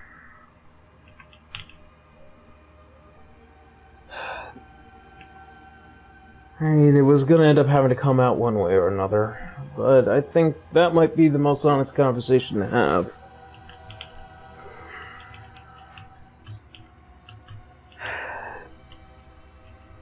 To an extent, yeah. You're important mainly because of what happened. Of course, I didn't know it was you at the time, Just that there was apotheosis due to faith. It's not like it's a one-way road either. It's kind of like a handshake. I mean, not like we didn't shake hands when we first met either. I don't know No, what but it we was. did hold hands. Yeah. I don't know what it was, but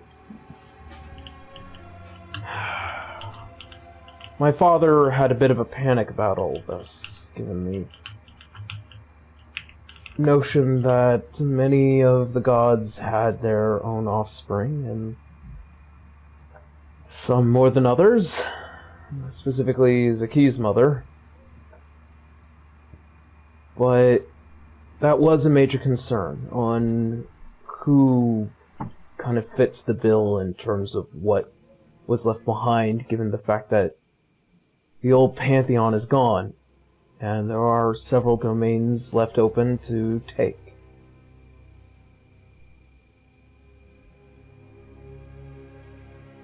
There was a lot of concern on whether or not some of us end up in the heavens while the rest of us might end up being stuck here, but there are a number of Fiendal out there that also mentioned a great fear of young gods with a lot of cosmic power to decide a lot of decisions, to make a lot of decisions. And youth can be quite dangerous.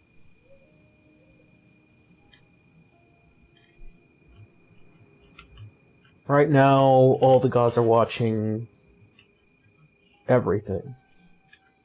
But the ones that are watching you are the ones that are probably the most important.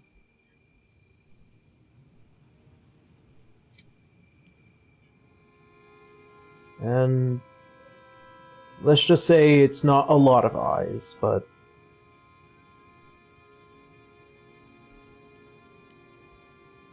I wasn't allowed to really know who you were, because by the time I tried to look for you again, I began to hear a sea of voices, and then there was prayers and faces that became more clear, and people looking for help and guidance. I didn't get the opportunity to try and find you. Couldn't close the gap fast enough, but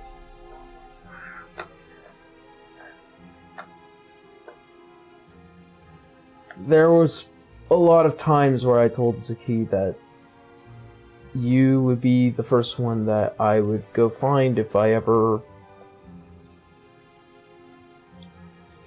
decided to just leave Acelsium, because I could never find you there. Lo and behold, you were always in Alanon, so all things considered.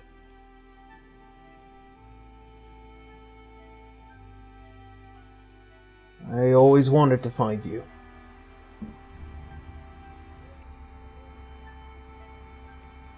I mean, you're the one that made me me.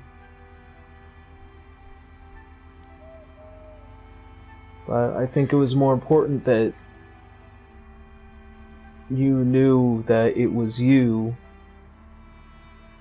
than suddenly the waves of people that provided me what I have.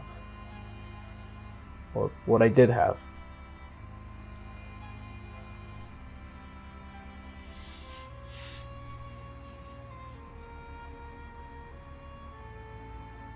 I think I understand.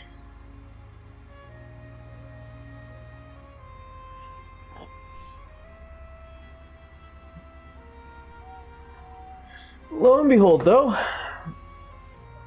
you're a lot more fascinating rather than just our single meeting beforehand, and I like getting to know you. I mean, not to say that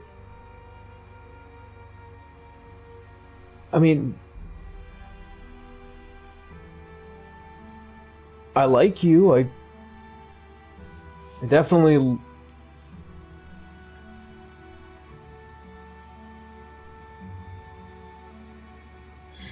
I don't know. I like you as well. I like getting to know you, and I like talking with you. Outside of just my faith. There are just some things that Zuki said that has me a little concerned, but also, well, quite frankly, something that he mentioned has really bothered me.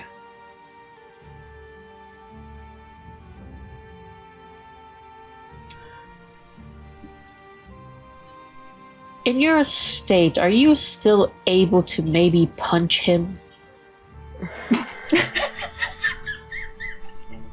Unfortunately, in the case of the rules that are provided, I unfortunately physically cannot hurt him, as I don't have my divinity, but I might be able to throw him around a bit.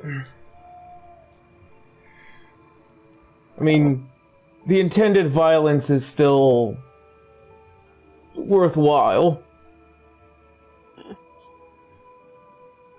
What was it that they said?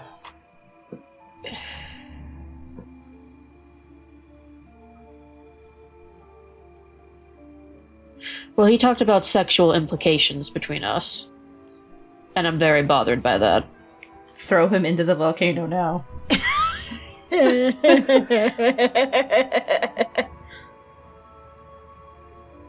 You see as he leans back. Yeah, no, I'm gonna hurt him.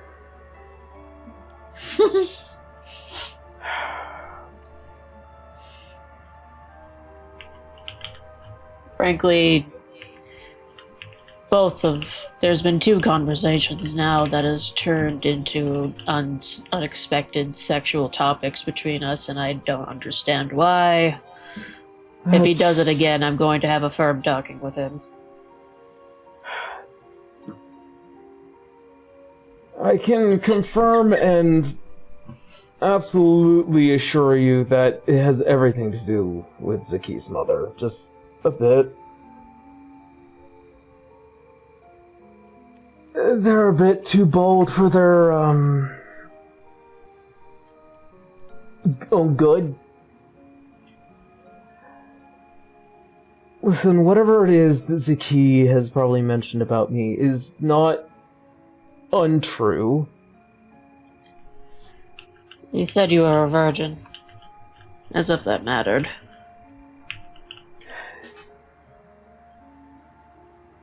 It really doesn't. She nods in agreement. Sorry about my mic. No, you're fine. I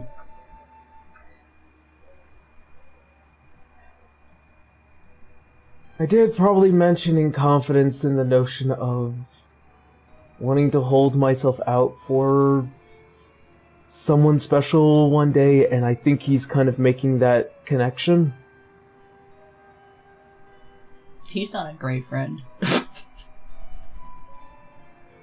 So, he...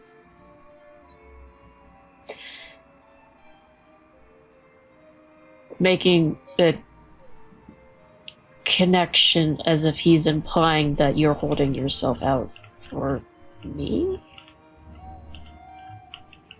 Or am I misunderstanding? I don't think you're misunderstanding. I have to be misunderstanding. I don't think you're misunderstanding, but, like, that wasn't my implication either. I mean...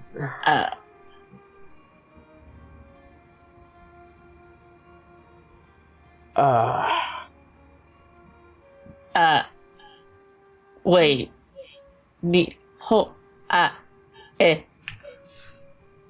You want to know what? Probably just let's not think about it at the moment. That's not my thought process. That's not what I want to do. I will call you later. I hope you have a good night. Goodbye. Yeah, have a good night, bye. And he also hangs up.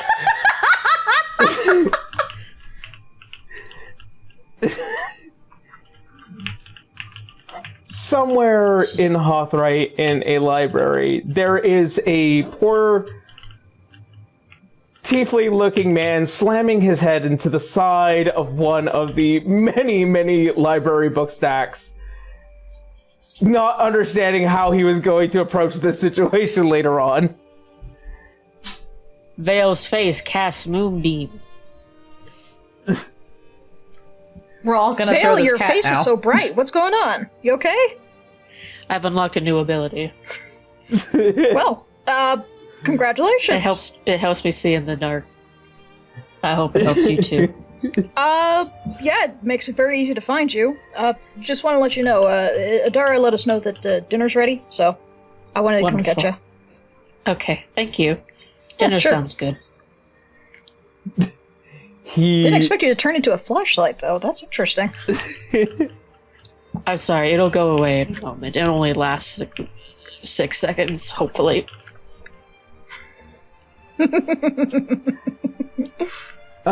Vale, as you begin to walk back, you get another call on the Echo Stone. Is there color ID? I can't remember. It's Amon-Ra. Ah! I don't want to be rude. Oh no! But maybe it's just the library girl. Maybe it's just Clover. She wanted to say so. Hold on. She'll answer this outside of the food tent. Yeah. As you do, it is the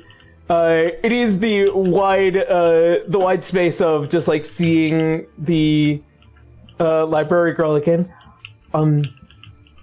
So sorry to bother you. I just wanted to call and double check something. Yes? It seems like there is just Amon-Ra kind of just on the floor, like kind of like I feel so stupid. And you see it just like pans back to her. I think you might know how to assist with this? Or 9?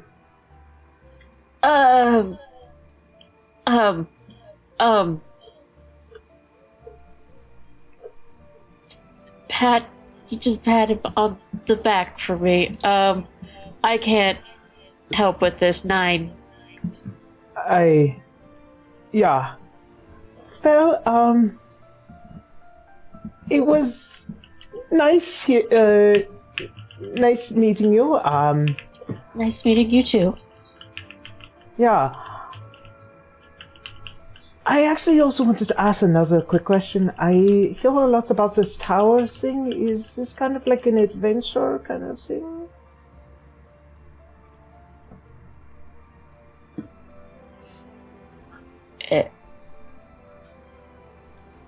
Why are you asking?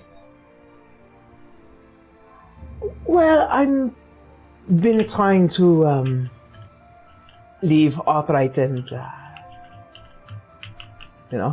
looking for a little bit of adventure. You should talk to your local adventuring guild. There is none here on Arthright, which is why it's so very unusual to see looking at Amon-Ra, who is still on the ground, kind of just like crying a bit. Unique individuals. Yes.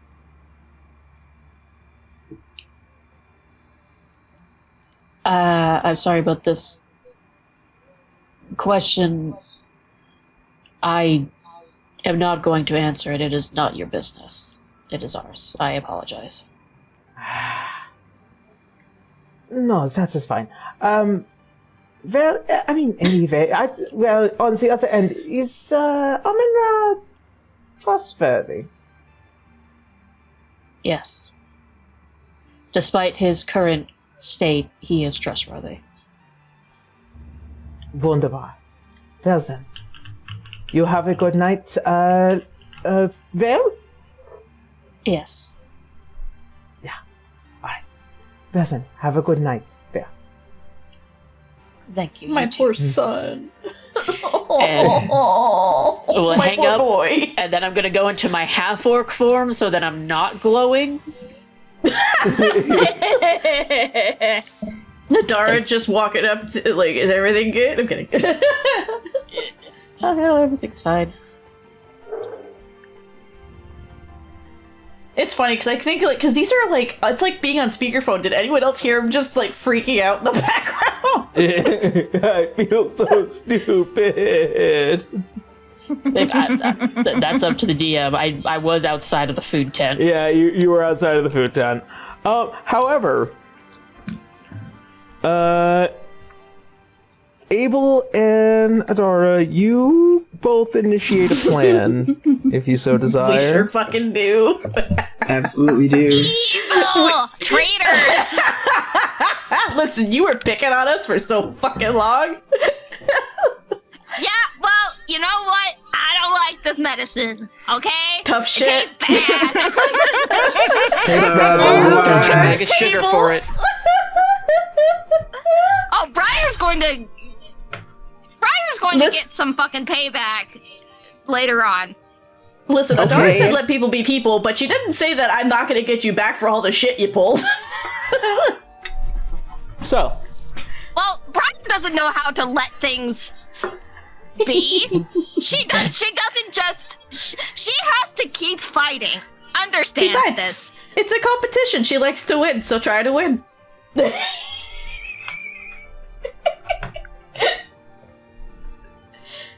What do we have All right, to roll? initiate plan. Do you Evil. So I'm recruit assuming Cirrus? Abel has set up the separate tent at this point, right? Yo. Do you Yes. recruit Cirrus to help you? Because he will help you. Absolutely, because Briar is not going to trust a single thing that Abel says, I think. So he's going to Adara go can over face Ian to... down without issue. Yeah, Adara has no problem with Ian, but Briar doesn't trust Abel on these things, so he'll go to No. Cirrus. Cirrus, Yeah, what's up? I need you to focus. I need you to focus big. He sets down whatever he's working on, turns, straightens his back. Fucking traitors. What do you need? Adara and I are going to get Ian and Briar to have dinner separately in my tent, and then we're going to close the zipper from the outside so they can't get out. I need you to give this plate to Briar and tell her that dinner's in the tent. You know what? I gotta deliver Tusker's dinner anyway. I'll do that on the side as well. He claps his hand on his shoulder lightly. Lightly. Okay. He goes, "Thank you. I will be waiting on the side of the tent until they're both in so that I can zip it closed." All right. Hold on, real quick. Let me take a look through my spells. Do I have anything that might help on this? Magic hand. I do have Mage Hand. I also have Prestidigitation. So, Maybe your mage hand closes the tent so they don't see me coming. can do. Odara's gonna Love be it. carrying her brother's plate and Ian's plate like it's nothing. Like, hey, dinner's ready. It's over there. Here you go. Yeah, so Cirrus will probably first go over to Briar. He's got her plate and Tusker's, and it's just like, Briar, dinner time. Come on, we got a tent set up. The weather looks like it's gonna rain, so. Normally I would roll, but I'm just gonna let this happen. You don't even know what's happening. yeah. No, but like normally when someone lies, like you still roll against it. He's not lying. He's not. Fair, Dinner is fair. ready. And I imagine it's probably a little cloudy up here, so. It's windy. Well, okay. Come Thank you. Here.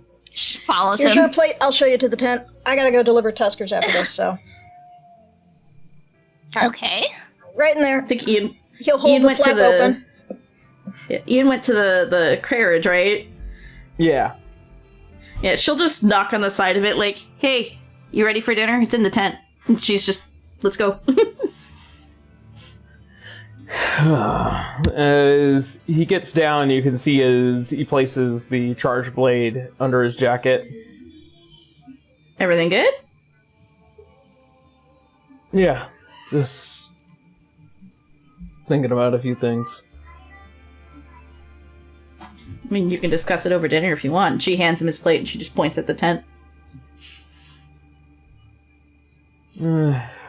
Yeah. Thanks.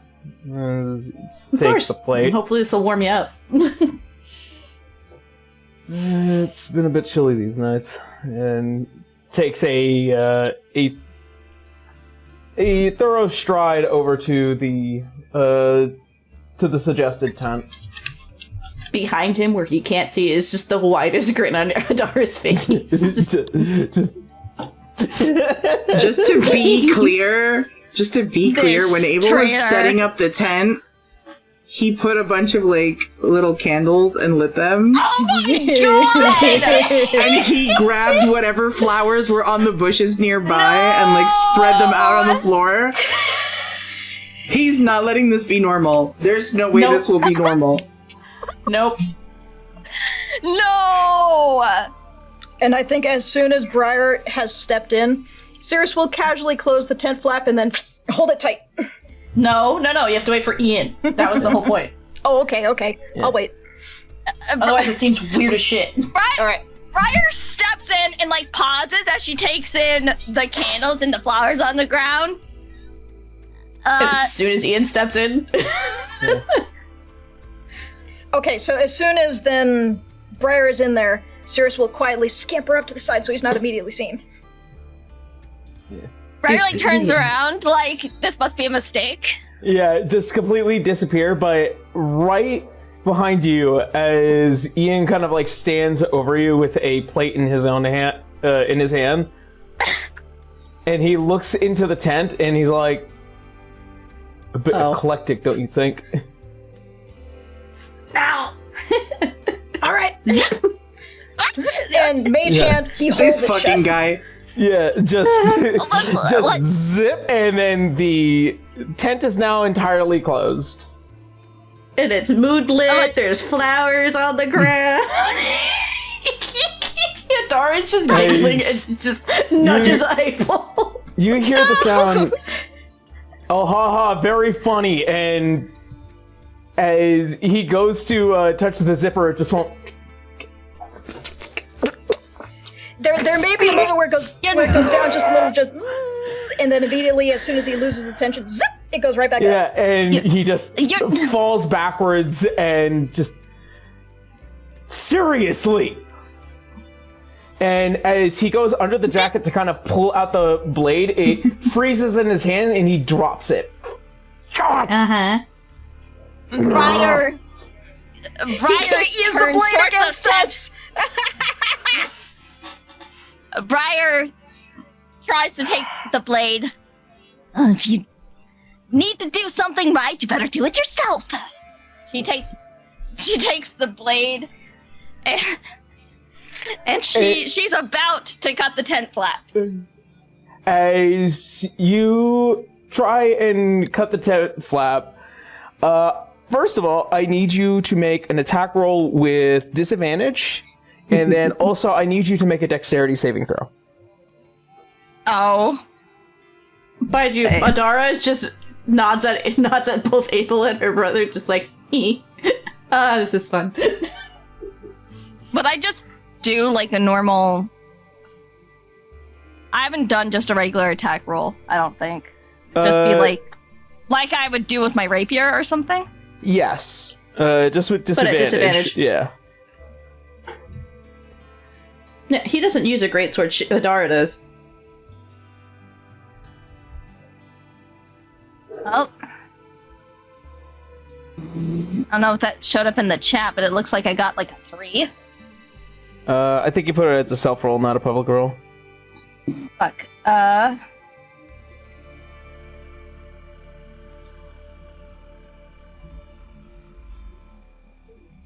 I can't even see the fucking.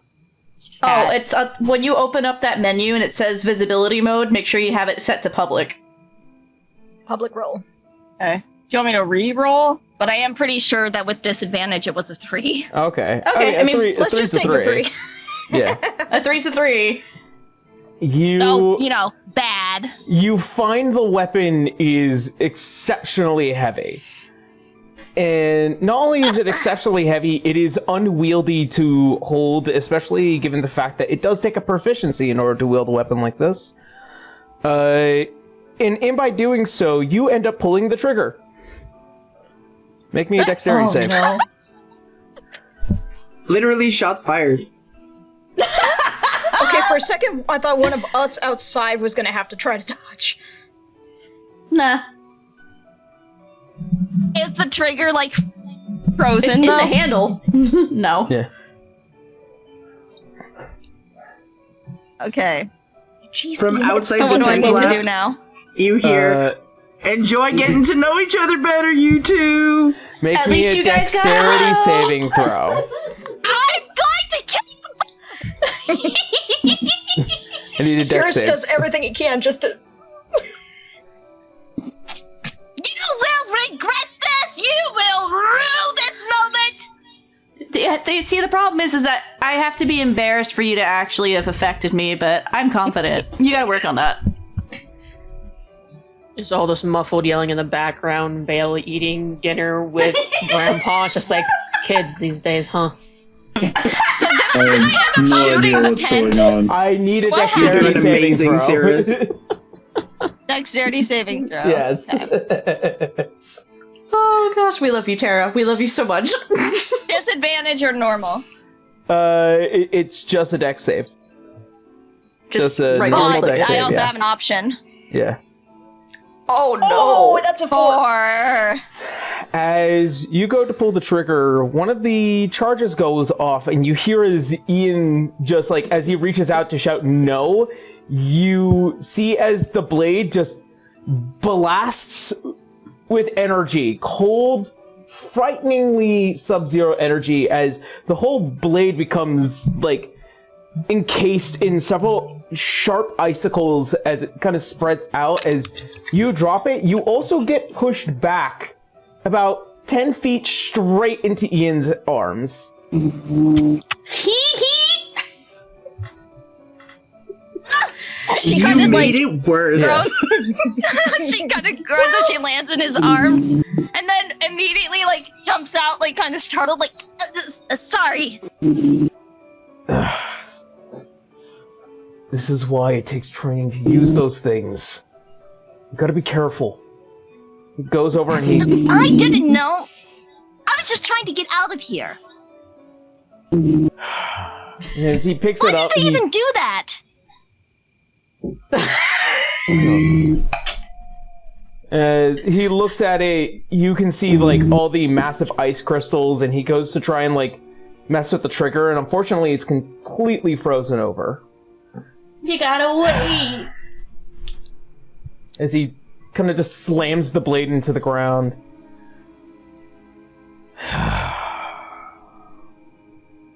What a pain. Wolflings sorry, ever I to didn't mean- fail. It is funny because Abel and Adara are also trying to keep their secret feelings about each other. Ours Everyone's so weren't that obvious. secret. Hey, go back to eating my food. As Ian Sirius will looks probably back at salute you. his sister and go over to Tusker's tent.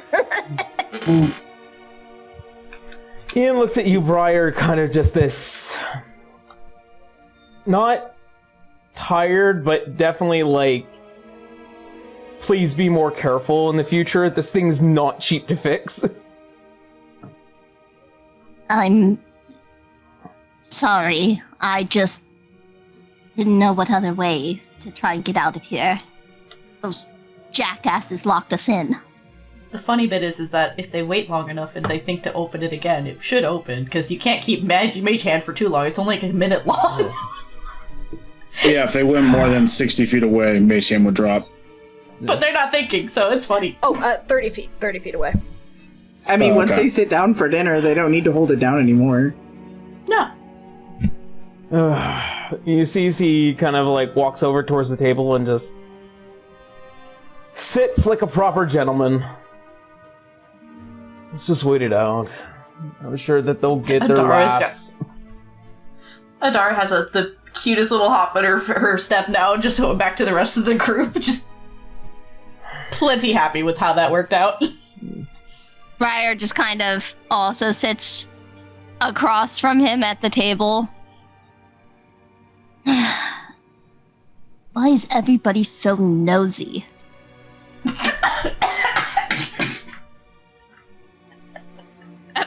What? What? Nothing. You seem to be in a bad mood. What's the matter? Not in a bad mood, I'm thinking a lot. And so I just have resting asshole thinking face, apparently. I didn't say that you looked like an asshole. It just looked like you had a lot on your mind. So, what are you thinking about?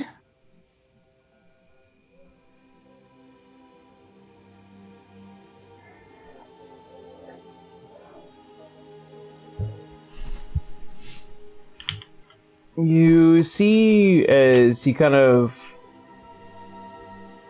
pulls at his jacket sleeve a bit. There is an emotion of guilt that kind of emanates from him.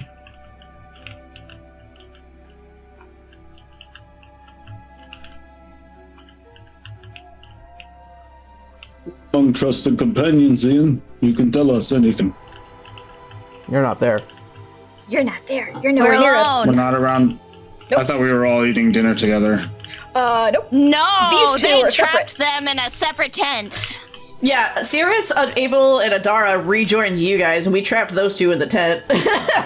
Oh, okay. They're pranking them. Yep. I see. Adara has the biggest grin on her face. Well, Vale and Wolf definitely saw that all transpire, so Wolf will, with Mage Hand telekinetic, which I can do from 60 feet away, I'll just unzip the tent. No! Who has Well, no, counterspell? they're having a conversation. You can wait your turn. Yeah! Oh. Besides, This was intended to happen. Yeah. Adara would be like, no, You gotta wait your no. turn. Wait, let them figure it out that they can open it on their own in a minute. This was a long time coming. Exactly. Abel's gonna pull out Adara's chair so that everyone can see it. Yep, and she just smiles at him and takes him and sits next to him.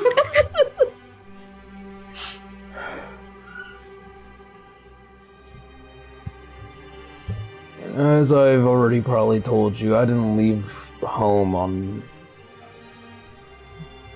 good terms.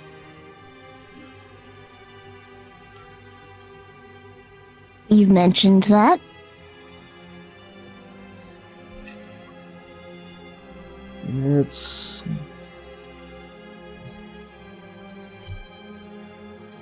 It's gotten into a bit of trouble with my mother at that point, where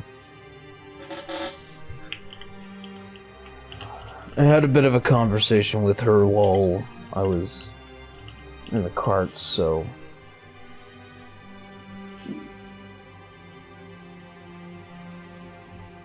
seems like Did my she absence has tell you some- Oh.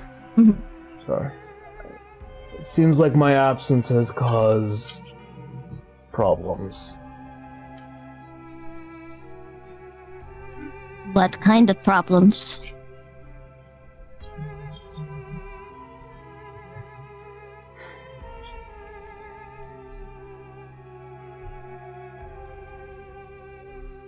Ones that involve my father, and ones that concern the business as a whole, so I'm not sure if I want to go back or if I should just keep walking the path I'm walking.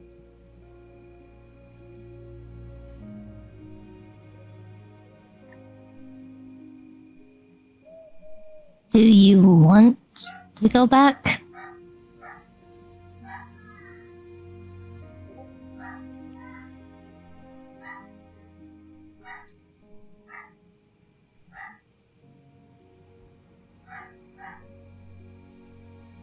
To be entirely honest, no.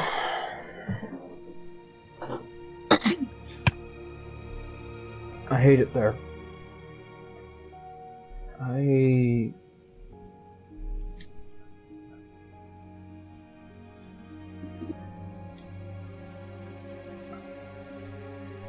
feel like I should. I feel like I have some duty, but I don't want to go back because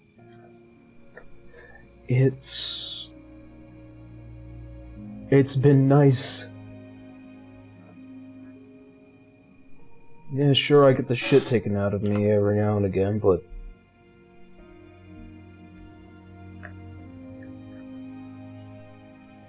I know it's because it's with people that genuinely care.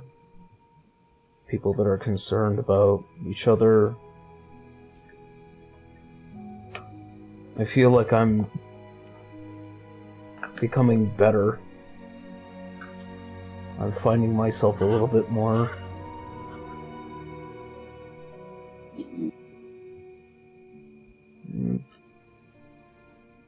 He kind of like looks at you with like,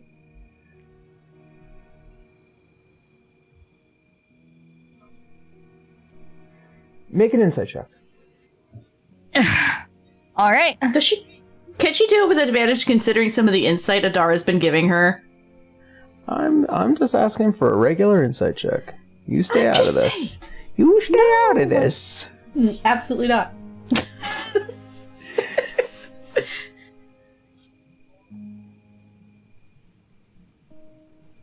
I think I rolled a 12. I still can't see the chat. Where it would. But I think I rolled publicly. Nope. That's weird. We'll go over your settings and It's things a later. 14. It was a 14. Yeah, we'll go over your settings and things later. Yeah. Yeah. You see that there are eyes that kind of look at you with both longing and fascination. Oh. Oh.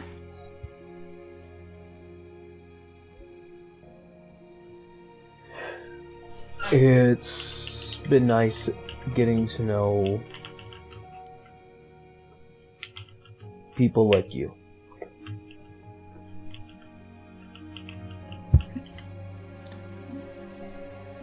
And I like where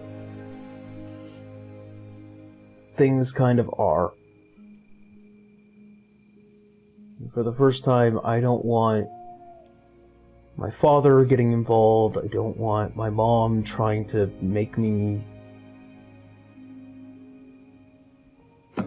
whatever it is that she probably wants me to be. I just get to be myself.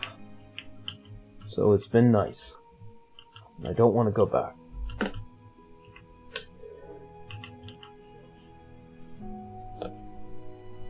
Brad kind of like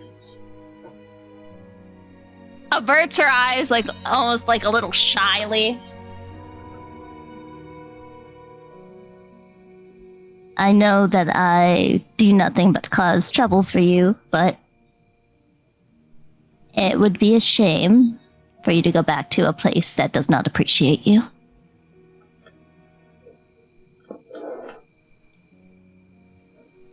I think trouble is at least a little bit of appreciation, yeah.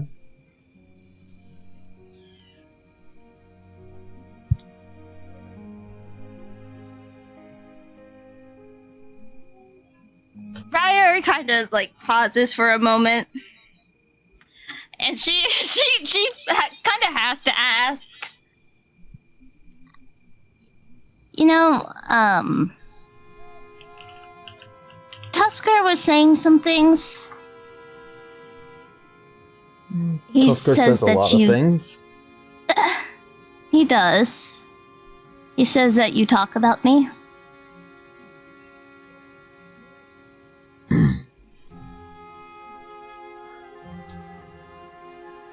Yes.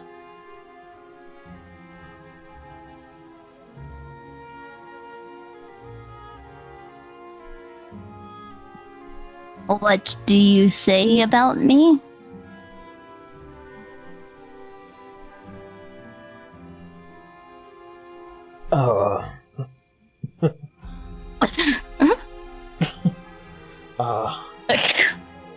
Not exactly sure if I should repeat things that I would hope was said in confidence, but...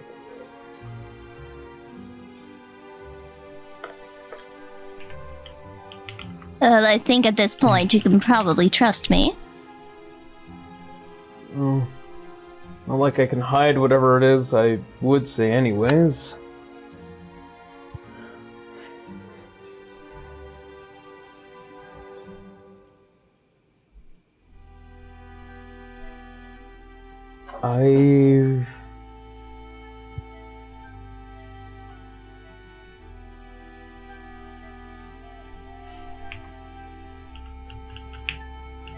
I like your spirit.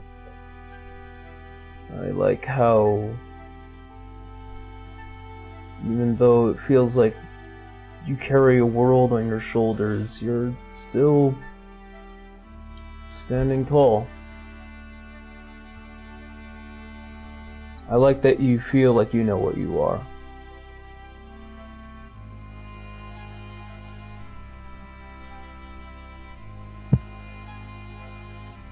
And I will also admit I'm quite fond of your cool and fiery demeanors. Definitely keeps things exciting around here. Oh, I see. So I'm a clown. I amuse you. It's kind of teasing. Hardly.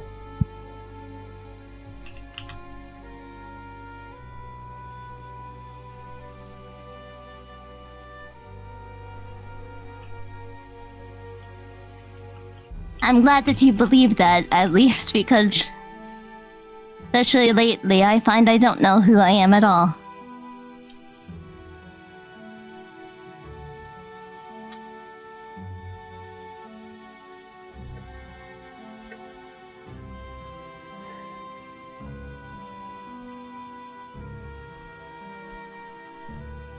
I suppose I just really like that you are you. There's just a lot about you that takes time and knowing. Breaking the ice, so one would speak.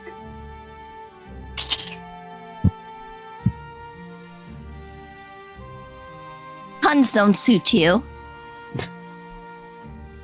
I suppose you're right. I'm trying. I was telling Tusker recently that I find myself misunderstanding things and so often confused, and you're one of the most confusing, and I don't know why you do that.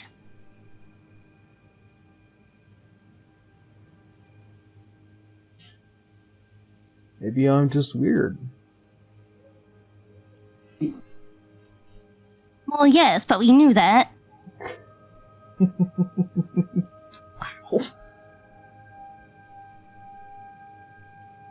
I'm weird too. I can understand that. I don't understand you. I'm trying to. What do you want to understand the most?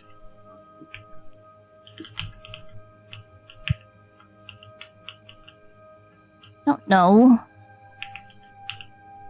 Sometimes you just say things or you act in certain ways that perplex me. What did you mean that I needed to realize something?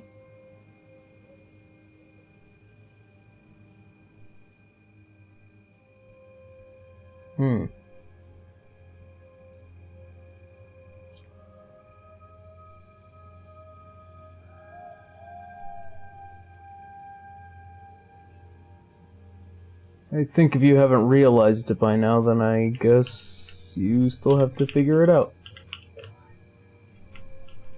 She frowns. That's not fair. I'm not from here. Perhaps it's my fault for not being able to read the room, but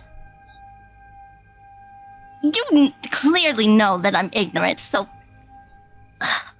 for God's sake, have some pity for me. Would it do you well to be pitied? Maybe this time. It's not kind to just tell me figure it out. If I could figure it out, I wouldn't have asked you. Uh-oh. You're so mean to me. Uh-oh.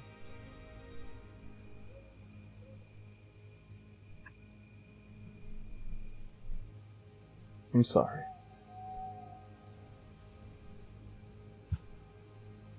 I don't intend to Oh, be you're mean. not.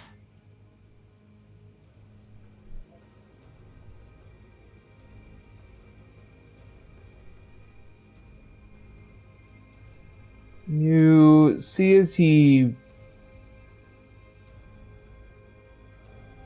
kind of focuses on two emotions. Sincerity and an unfamiliar emotion, one that can be a little overwhelming on the forefront. Sincerity in his apology. But the other one is more interest. And the interest goes straight to the heart.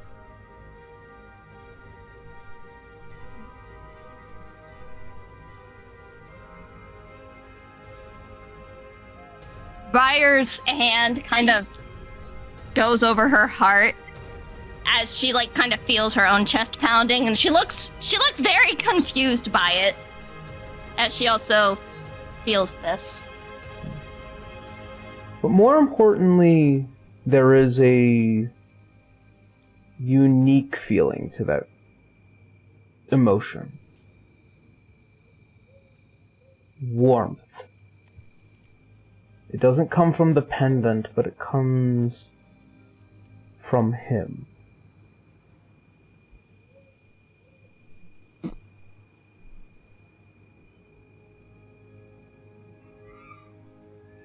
Past his own cold demeanor, there is warmth.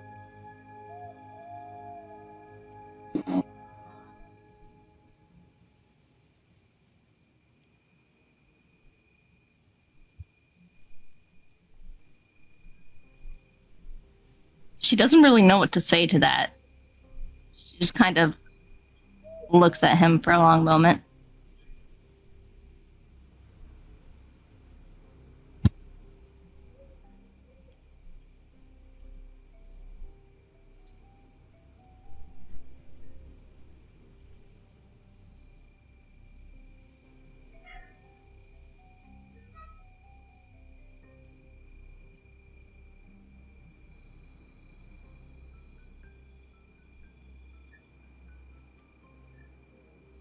See as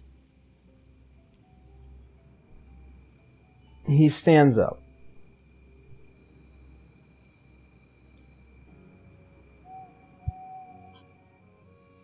Sorry again for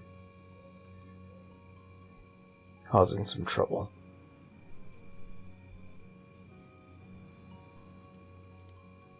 No,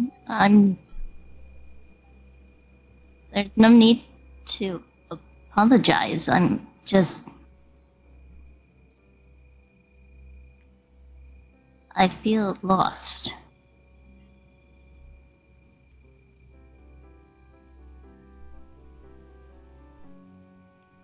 Oh. Perhaps it's nice to have somebody to help you show the way, then.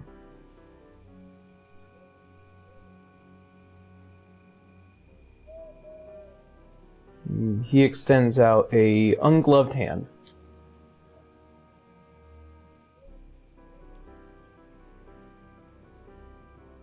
She still has the pouty, confused expression, but she extends out her hand too. And as you touch, again, it is warmth.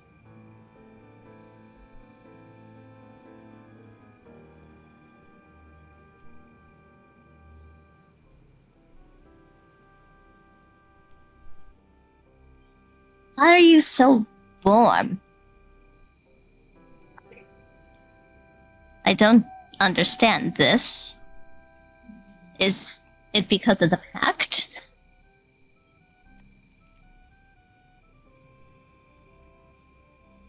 I don't know.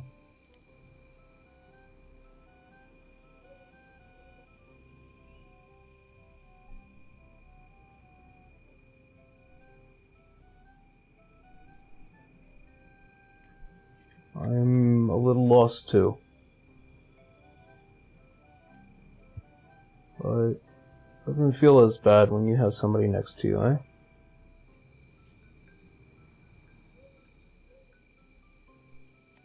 Her cheeks go a little bit pink.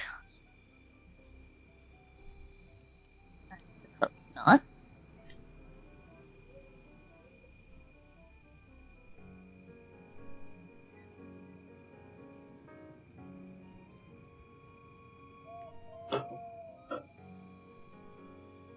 Let's see if the tent's open. It's been open this whole fucking time. Yeah, it's been open since they sat down.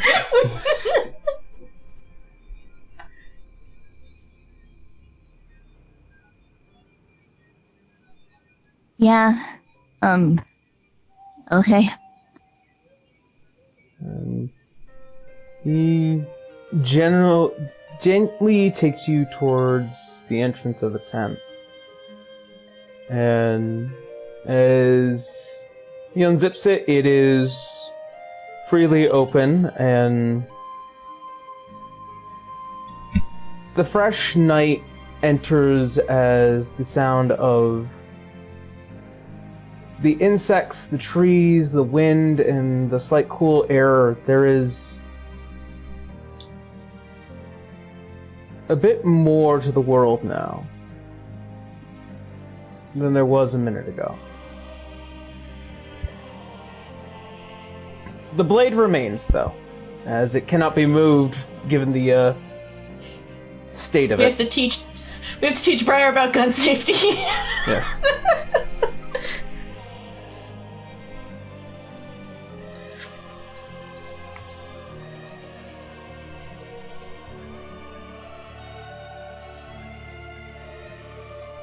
I guess Briar will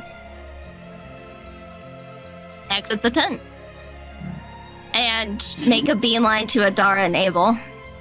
They're sitting cozied up to each other with the biggest grins on their faces.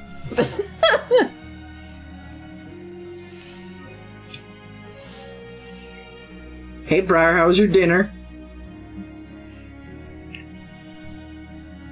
I am going to piss in your shoes. Yeah. You better Oddly specific. I'm coming for your left shoes, buddy. What's funny, motherfucker told my mom! Yes, thank you, Tara. She's like, That was surprisingly tame. By the way, that door's been open for the entire time. Mage Hand only lasts for like a little bit. Mm-hmm. Yeah, Only about, like, I a figured minute. that out. What was that for? What was that for? for anyway? Oh, got me! Locked me in a tent with my warlock? What did you think you were accomplishing, idiots? Just a little retribution. Yeah, a little bit. I said let people be people. I never said I wasn't gonna get you back for all the times you kept trying to put us on the spot for just existing next to each other. What were you trying to do? It was a perfectly fine dinner. Okay? We were trying to piss you off, and it worked. Look at you, you're pissed off.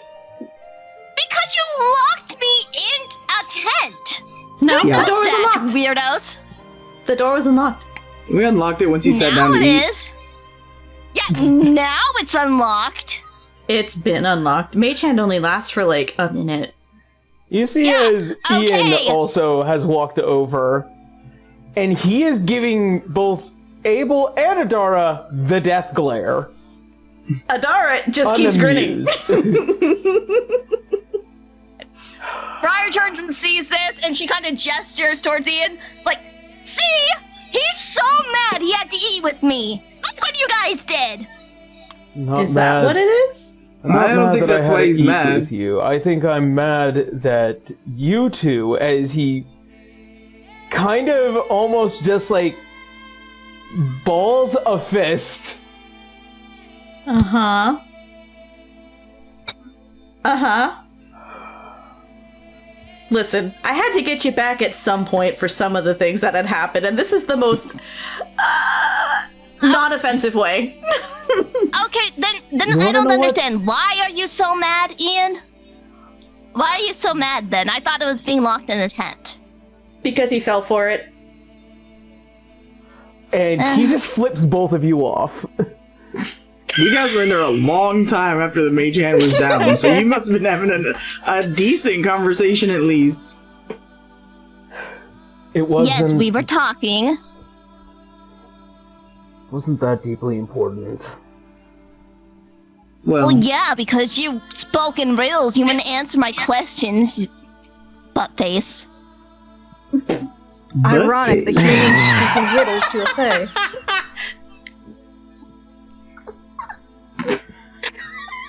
You moved up from asshole to butt face. That's pretty good. As he goes to turn, and right before he leaves, he looks at you, Briar. In case you might need some more warmth, just let me know. And he walks away. Huh? Adara just covers her mouth. Did I hear what I think I heard? What kind of Don't re- conversation? It was a normal conversation. And he offered his hand. And when our hands touched, there was... He runs hot, I think. Mm-hmm. It felt very warm. That's what he means. And he offered you more? Sounds like one of your dirty books. Briar sputters like, where is your mind at? That's not the case at all. My mind isn't teasing you, and this is the easiest way. Please, it's not like that. He barely tolerates me. Oh, no, he does absolutely tolerate you. Briar kind of like, well, I had a talk with Tusker, and Tusker thought it was like that. And so Mind you, these two are sitting next to each other very close, but also Cirrus, Vale, and Wolf are all in this conversation now. Briar doesn't care. She's Okay. a little bit frustrated. Like, Tusker thought it was like that, and I don't know. It made me a little nervous. But then Like butterflies in the stomach kind of thing? I don't. Maybe Oh, you I were don't thinking know. about it. I wasn't thinking about anything.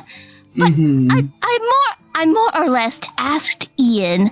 You know, I kind of asked if it was like that in a roundabout sort of way, and he wouldn't answer. So that's an answer in and of itself, don't you think? Briar, What? I know you're frustrated, But maybe some of this conversation between the two of you should be just between the two of you. Yeah. As much as I'm enjoying teasing you.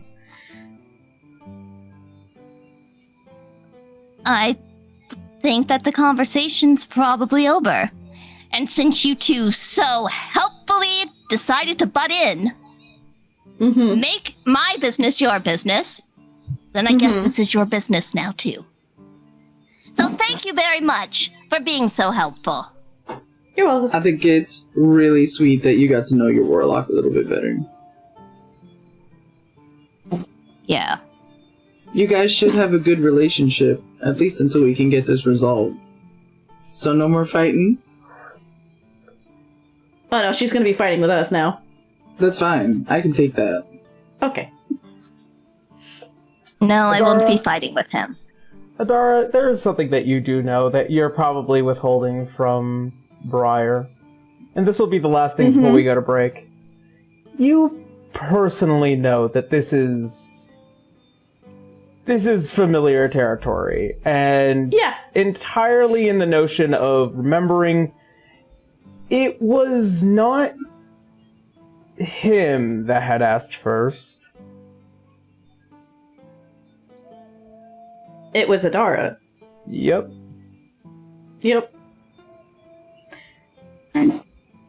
If you want some clarifications on some things later, Briar, I'd be happy to help you, and I don't mean this in the most teasing way.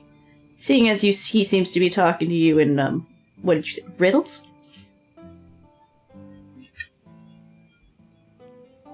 Very indirect. I think He that told me describes everyone figure it here. out. Well, you can either figure it out on your own, or I can give you a bit of a hint if you want. But that's for later. She's not going to say that out loud in front of people.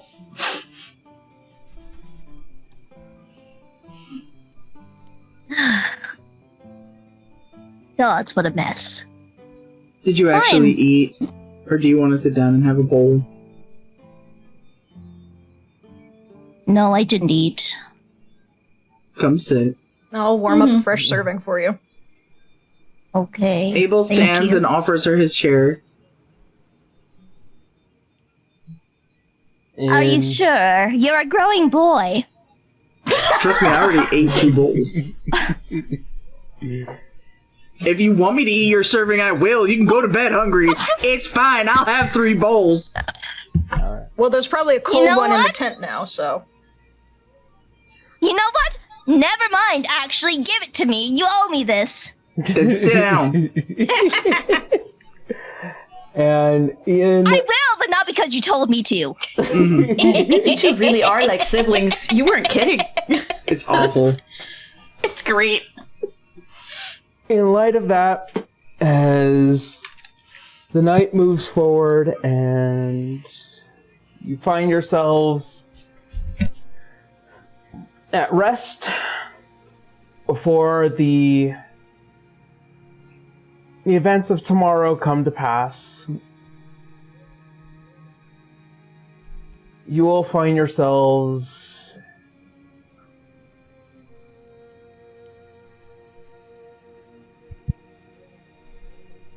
in a night where the rain does not cease.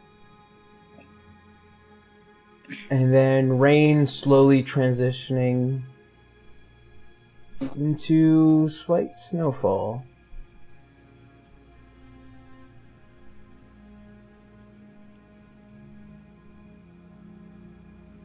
And with that, I believe that's where we're going to go ahead and take a quick 10-minute break. Then we'll finish up session. Hooray! Alright. So, that. Alright. Break time. See you all in about 10 minutes.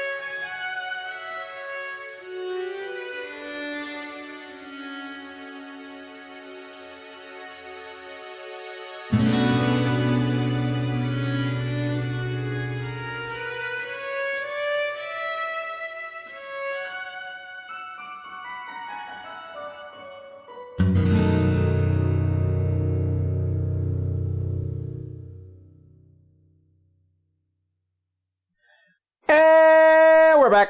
Welcome back, everyone. Welcome back. Yeah. Teehee indeed. Teehee. The episode is just going to be called Teehee.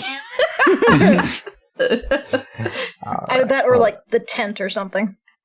Or, eto bleh.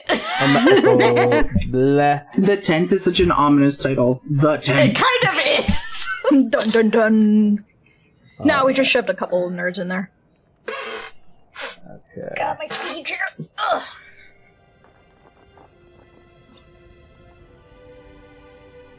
Okay. As the night fades away, as the new day begins, you'll pack your things, and you prepare to move out, heading to Annalise Summit. Before break, you said that the rain had turned to snow and all that. Yes. How It's snowy is it cold. out here? It's cold, yes, but how snowy? You can see the few patches kind of just on the ground. It's still a little warm down here, to the point where it's kind of just like it's just like a layer, but not like a thick layer down here. Okay, so A sprinkle, if you will. a Yeah. thin little dusting. Yeah. As you find yourselves set upon the road, this time Ian has retaken his seat in the sidecar. Just... Well, we don't have to worry about Briar falling out of the back of the carriage. Sirius is definitely going to be wearing one of those fur capes. I'm guessing Briar's if just there was sitting in another the one. carriage, Briar's just sitting in the carriage, kind of sulking still, and plotting her revenge. If there was another cape made, Adara has that shit wrapped around her legs. I imagine they managed to get at least one more cape done up last night, if not both. Because we had Vale and Sirius working on them. Yeah. Mm-hmm. Paul kind of just slows his pace. Why so sour, Briar?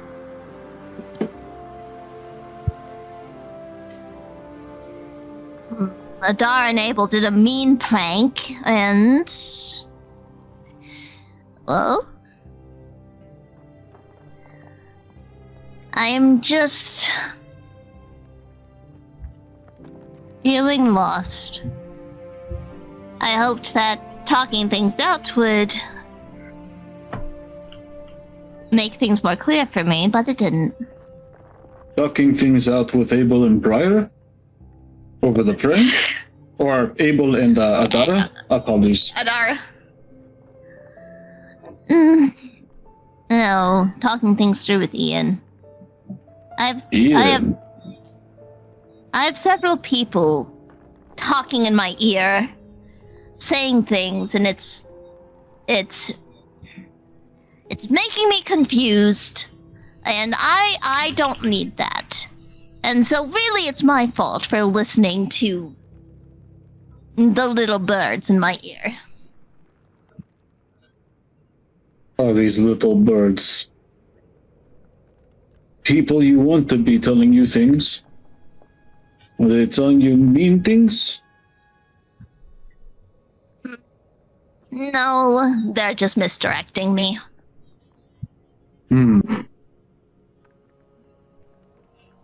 I should stop listening to people, I think. Besides you, of course. You're the only one who hasn't led me astray yet. And I never shall. Miles bit at that. Although, you know... Wait a minute. Cirrus led me to that tent.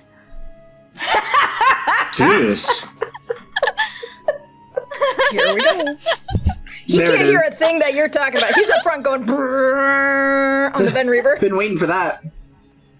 So Wait, the so three of them are we not all in conspired. the carriage together when this Yeah, is happening? So you're we're listening to this all happen in the real carriage, time? Yeah.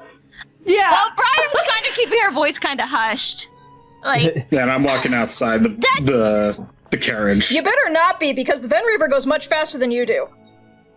You're sitting Yeah. in the No, back of the they're carriage. in the but they're in the back of the carriage, just having a kind of hushed conversation. If Adara's just trying to stay really warm. try and listen, they can probably hear it.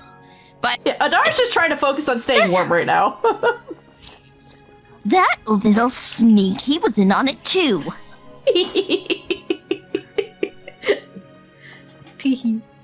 Are you okay with these pranks? Are they in good fun, or do they truly bother you? It was just the one time. I think it was all in good fun. I don't think that it was malicious, but I get this sensation like I think my feelings are hurt. Is that what this is? You are allowed to feel what you feel. If your feelings are hurt, then your feelings are hurt, and apologies should be made. At least you should express that your feelings are hurt to those who might have not been meaning to hurt them.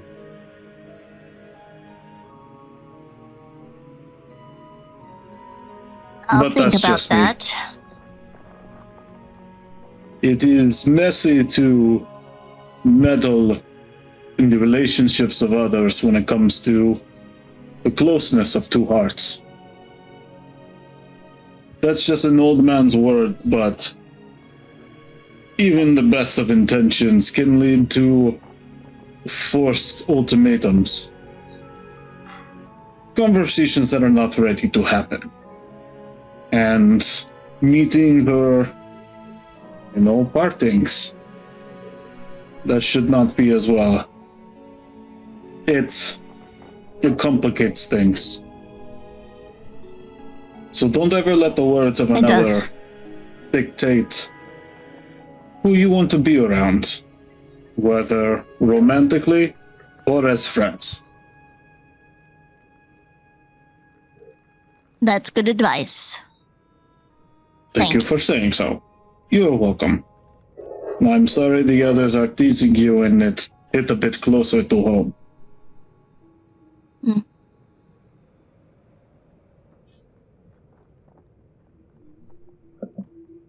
It's Speaking of...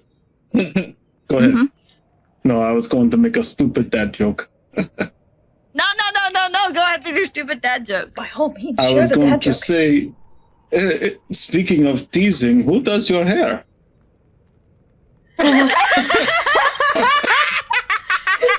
Briar No doesn't shot. take that as Briar doesn't get that it's a joke, so she kind of just like preens a little bit, kind of pushes it up. Oh, I do. I scrunch it in the mornings. Of course you do. It looks very nice. Thank you. You're welcome. Cirrus, Yes. something comes immediately into sight as you notice there is a line of people beginning to fill the road. Uh-oh. Immediately he's gonna slow down. Yeah. Probably, I'm guessing Tusker also noticed this, and it's just, Yeah. oh boy, something's going on. He'll As turn back to the rest of the carriage. He's like, heads up, we got a line in front of us. Oh boy. Well, they did make a blockade, so... Traffic? Maybe. as you slowly Here we go. pull in, you notice that there are fully armored knights, kind of just in this V shape, along with what looks like to be two individuals kind of standing dead center. Cirrus. Yes.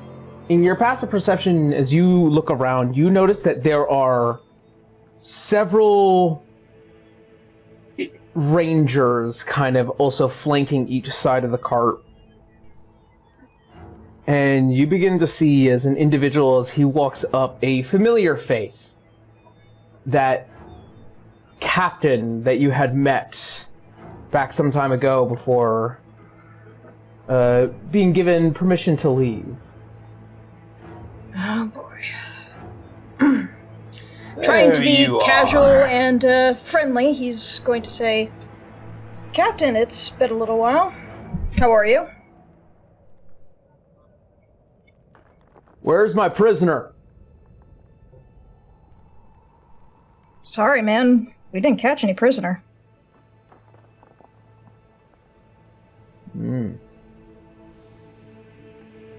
As you see, as he raises a hand, he goes like this.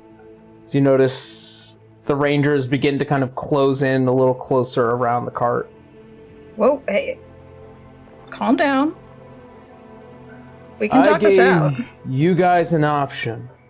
Let you all walk away, grab my prisoner, and bring him back. That was the agreement. There were no prisoners. Abel steps out of the carriage. Well, then I suppose you have to perform your service to the kingdom, then.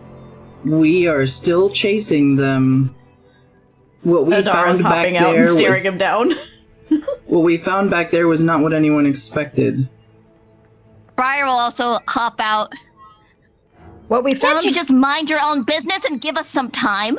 What we found were civilians. We You didn't find any hear the prisoners. sound of a whistle as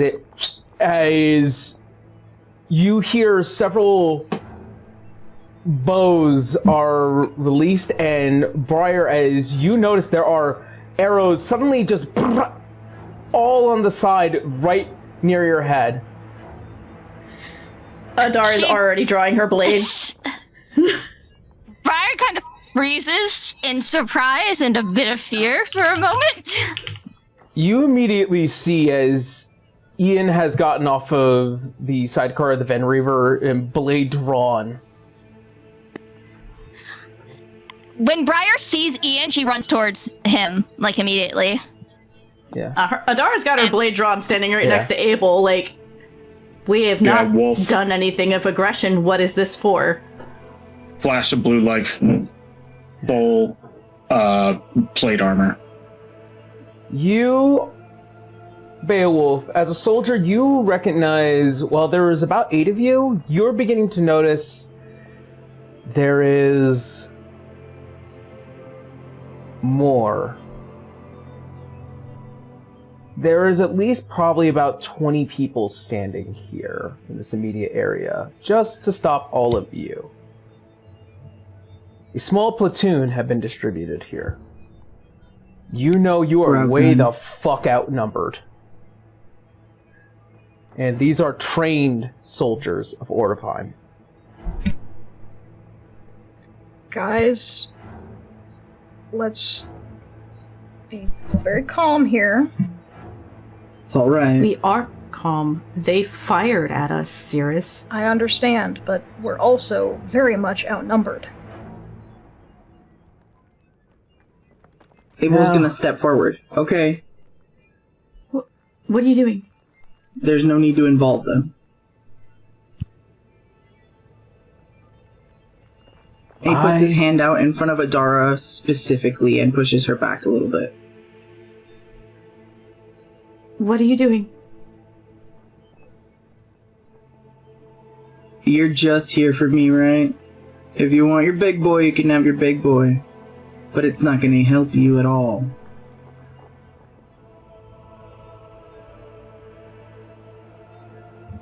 As he steps forward, you see a handful of the knights break rank and follow quickly behind him. And he looks you up and down. Yeah, you're gonna be a very nice promotion. Abel, you can't be serious. Adara, take good care of them. Abel, are you sure about this? I don't want to see Are you anyone sure? get hurt. Abel, don't. He takes a step forward. And as you step forward, you hear a loud, boisterous voice come from the very sky above you. Excuse me here. From the sky? There is, Aaron. Abel's There's the head thing that we. snaps up.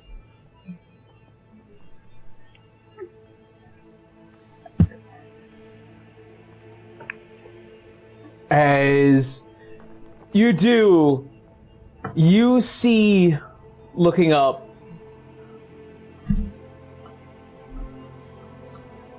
you hear, "Seriously, my boy, you can't be just giving yourself away like that." You guys just see Abel close his eyes with a look of frustration. He goes, "Oh shit." Do we all hear that? You all hear it as you see kind of just floating there in the sky a huge man with what looks like to be just this Valian naval jacket sitting on his shoulders as he is kind of just holding a fist as he looks down towards all of these soldiers. Looks like I'm gonna have to clean up this mess. And as he just barks at everyone, "That there's my grandson. You all face me now. Either you can leave, or you can get hurt." Oh boy. And I didn't see this You're coming. not supposed to help me. No, your dad and mom aren't supposed to help you. Do I look like Cinder or Zoe to you? Well, I mean, given player talk, given he's Abel's grandfather, I imagine there's a little bit of family resemblance, but The red hair. He is as old and as gray as they come. Oh, that's true. He comes barreling They're all down wide. with a massive fist as it hits the ground. You see it pushes all the knights over, and he looks at many of the more weak-looking soldiers around him. You all begin to hear the muttering of names and legends.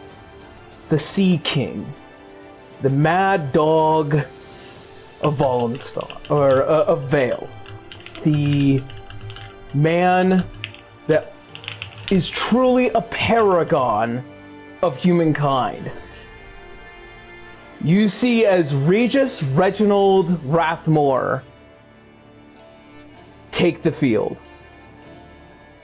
And you see as he just like punches his fist into his hand as he performs an intimidation on everyone with the exception of the party.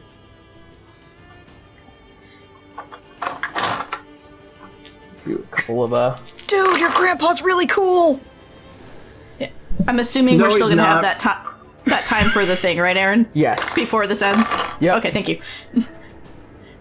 As That's your grandpa? as you see rangers begin to back That's away. my worst enemy.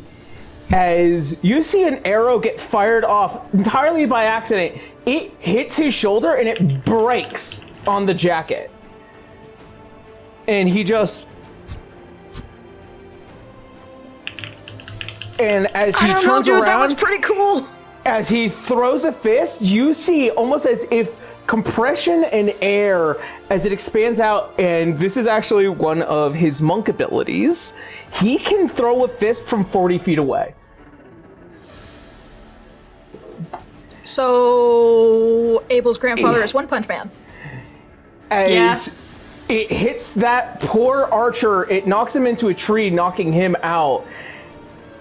You can see that he just stands there, truly a giant of a man in presence, though not in physicality. You begin Abel to turns just a toward moment. him and reaches for his sword. Go ahead. Yeah, I would also take the momentary distraction to stab the commander-looking fella in the throat with my greatsword. go ahead. Roll me an attack roll. You got it. Oh. Come on, screen. Here we go. You got the screen. I'll consider this a surprise attack, so if it hits, it's considered a... Ooh, sweet. Let's see. Is it a bonus action to add my +1/+1? For the offhand? For a main hand. Like, You mean Meister? trying to Meister magic. Yeah, Meister magic is bonus action. Bonus action. Yeah. Okay. Yeah. I'll bonus action that up first before going in with 2 swings. All right. Then.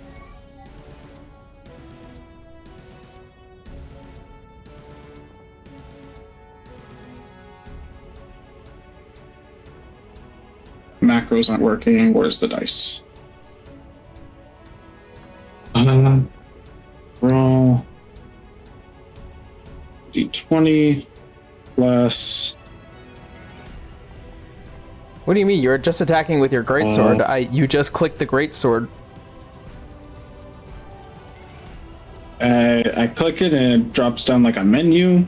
Oh no, hover over the image on the left-hand side of the name. Oh, that's how it works. Yep. Yeah. Okay.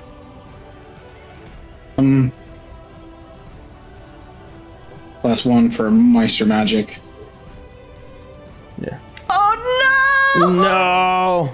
Oh dear. I got 2 attacks.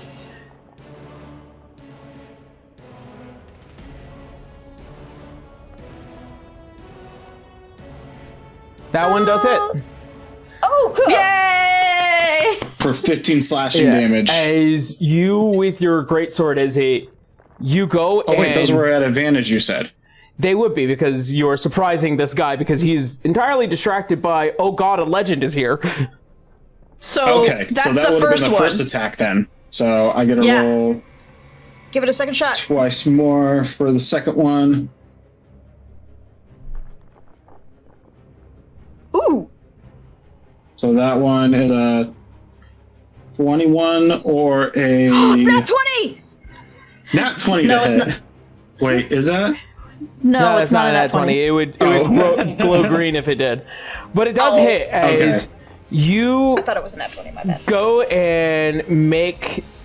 So make 17 it- for the second one. Okay. As you go and you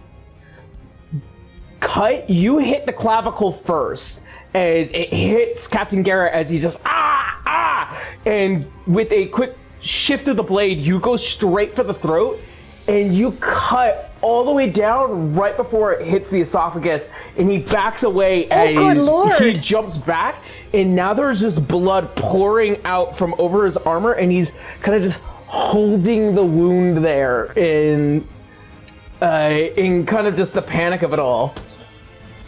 Call that one the can opener. That's a good one. How's that for a promotion, bitch? As All right. you see the Stand at the massive anchor arms, it's like, anyone else? Yes? No? Trust you me, you ain't all the first and you sure as shit won't be the last. And you notice as they all begin to kind of just back away, as many of them did fail their intimidation checks. Nice. And you see as kind of just the bleeding continues out, and you see as Captain Garrett is like, shit. We need to retreat now.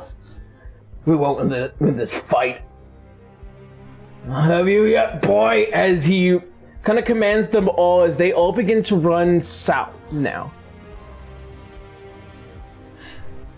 All right, well, everyone in the cart. I'm not going to stick around. Go. I gotta talk to him. You're coming with us, right? I don't know, Adara. I gotta talk to him. Okay. Just, We'll give you a minute. I'll be here then. He approaches his grandfather extremely carefully with his hand on his weapon and ready to fight if necessary. As he looks at you, kind of just this, not like a scared boy, but like he knows the fear of Regis has been placed in you. What's wrong? You're not gonna say hello to your grandpa? I came all this way out here for you. Why do you think I'm walking over here, you old bastard? With a sword in hand? Should I not expect you to attack me? I feel you've taught me otherwise. Yeah. Alright. And he kind of puts down the dukes, kind of just a little bit more relaxed before kind of folding his arms. There you go. Abel's stance eases as well. How'd you find out about this? I might be an old salt, but it's not like I don't hear things that happen on each side of the coast.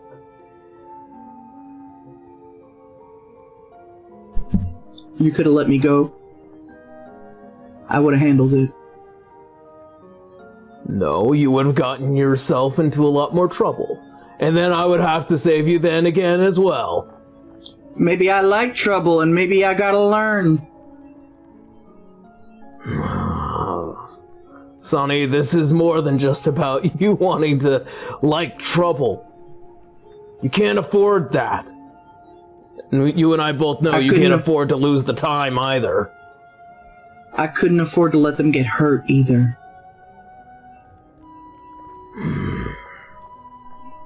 That group of people back there, they got a lot to accomplish. It's not just about me at all times. It's about every single one of them and their dreams and their needs and their... You know what? I don't have to explain this to you. No, you don't. But I also need you to look at the bigger picture here. These soldiers didn't just come out of nowhere. They've been looking for you, finding you, tracking you. Do you think that they're not going to be willing to do that again, especially given the fact that I'm not going to keep following you around? You're a smart boy, Abel. But sometimes you think a little stupid. I always did leave with my fists. Probably a fault of my own. But I'll be entirely honest. This is war. They're coming after you. And trust you and me, the next time they aim for the king, they ain't gonna fucking miss. You telling me to lay low, old man? I'm telling you to get stronger. I think it's time that we actually finish what we started.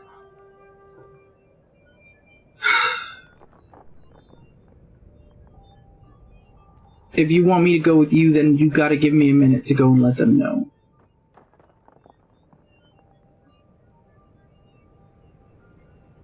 Alright.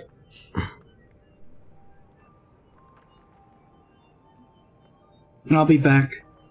Turns around and goes back to the group. So what's the verdict, Abel? They're hunting us.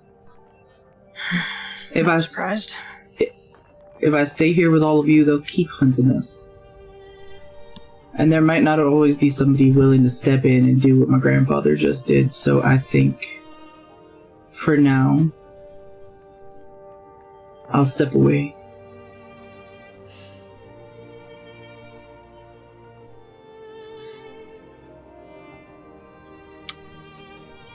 You can go on one condition. Cirrus will hold up his hand. You gotta come back. You gotta come back. You're not breaking my sister's heart for this. Excuse you, and she pulls you away. I can speak for myself. Hey, come on, let me stand up for you. Shush. Let me handle that. I told your sister exactly what my feelings entailed, and she knows that I have my priorities and my duties. I do. Don't treat her like a baby. I don't treat her like I... If you speak for her and you call her soft and you act like one little break is gonna break her heart, then you're treating her like a baby, Cirrus. I suggest all of you realize that Adara is gonna be your front line from now on. I will keep them in one piece until you get back. I'll come back. And you're gonna. And she holds up a finger and she reaches into her pocket and she's gonna give you a very expensive purple ribbon, and they're the similar ones that keep her sleeves tied up when she's not fighting. And she's gonna put it in his hand going, you're gonna come back. Because you're gonna return that to me later. Right? Right. And he's gonna reach up and he's gonna unclasp his fur and he's gonna wrap it around her shoulders. That'll keep you warm till I get back. I know. Aww. He has to lean down to do that, right? Mm-hmm. She's absolutely gonna capitalize that and immediately give him a smooch. You should not have done that in front of my grandfather, but it already happened. There's nothing I can do about that. Yep, I know. You can see your grandfather's just kind of standing in the background, kind of like... Oh, classy. Okay, well, he wasn't paying attention, He's so a we might fucking be alright. sailor, man. He doesn't give a shit. He looks to Briar Briar. kind of steps up. Oh! We were on the same wavelength. Same brain. Yeah, same brain. As usual. Same brain.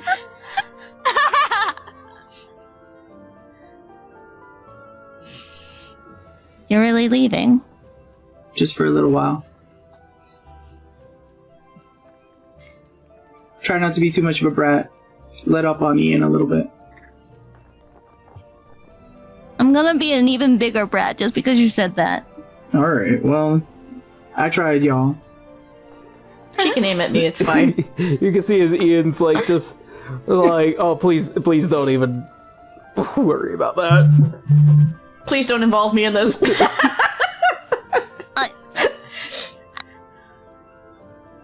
I know we argue a lot, but I'll say this once. I'm going to miss you. I'm gonna miss you too, Briar.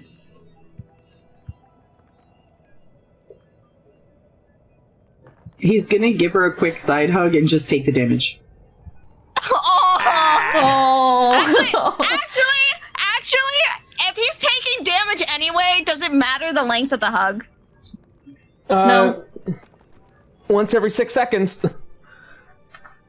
Alright, Briar is going to fully hug him for 6 seconds and then, pull away. 2d6. 6. Of course. 6 total. That's fine. His butt a flesh wound. It's fine. I'm next. Just Vale on the other side, just poking him with a cure wounds. Just I'll be back Stay before you know it. safe. I'll be fine. You stay safe. I'll keep them safe.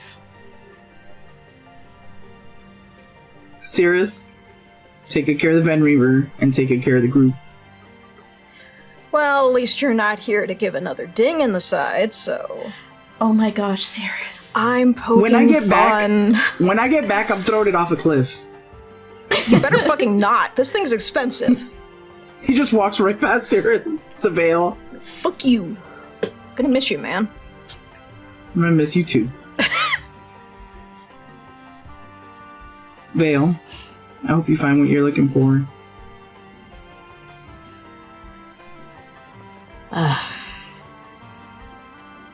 You know, if you see anyone that's like me, keep that in mind.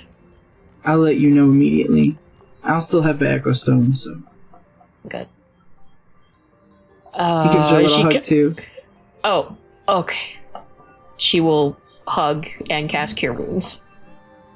Oh, thank you. Oh, that's so much better. Yeah.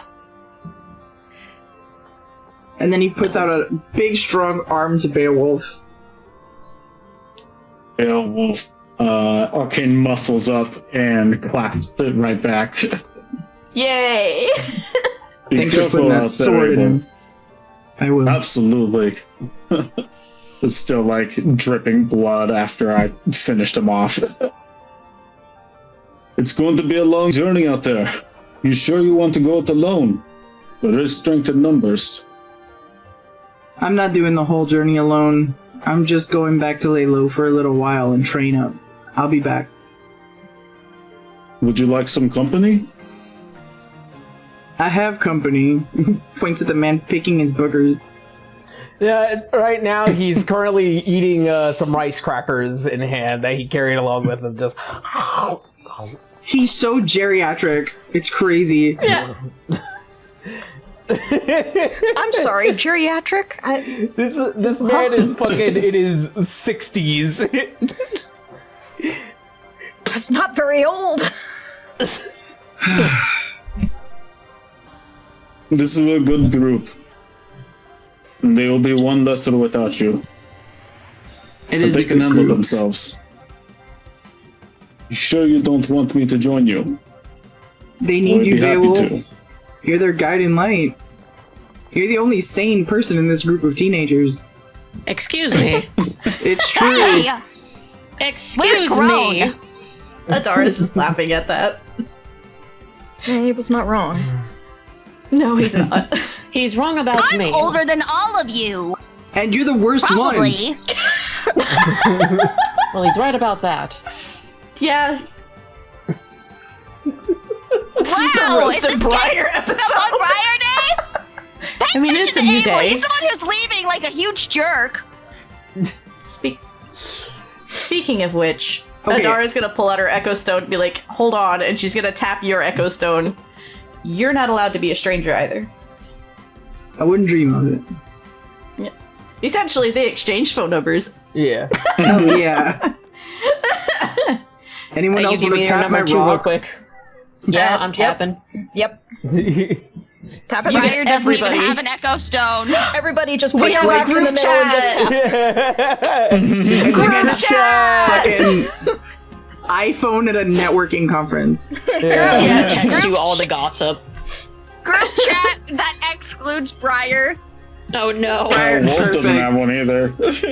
You two we need to get you guys one. Everybody trading sigils is a new hot thing. Well, they're a We little gotta get you expensive, a- but we'll get you some. Jitterbug or something.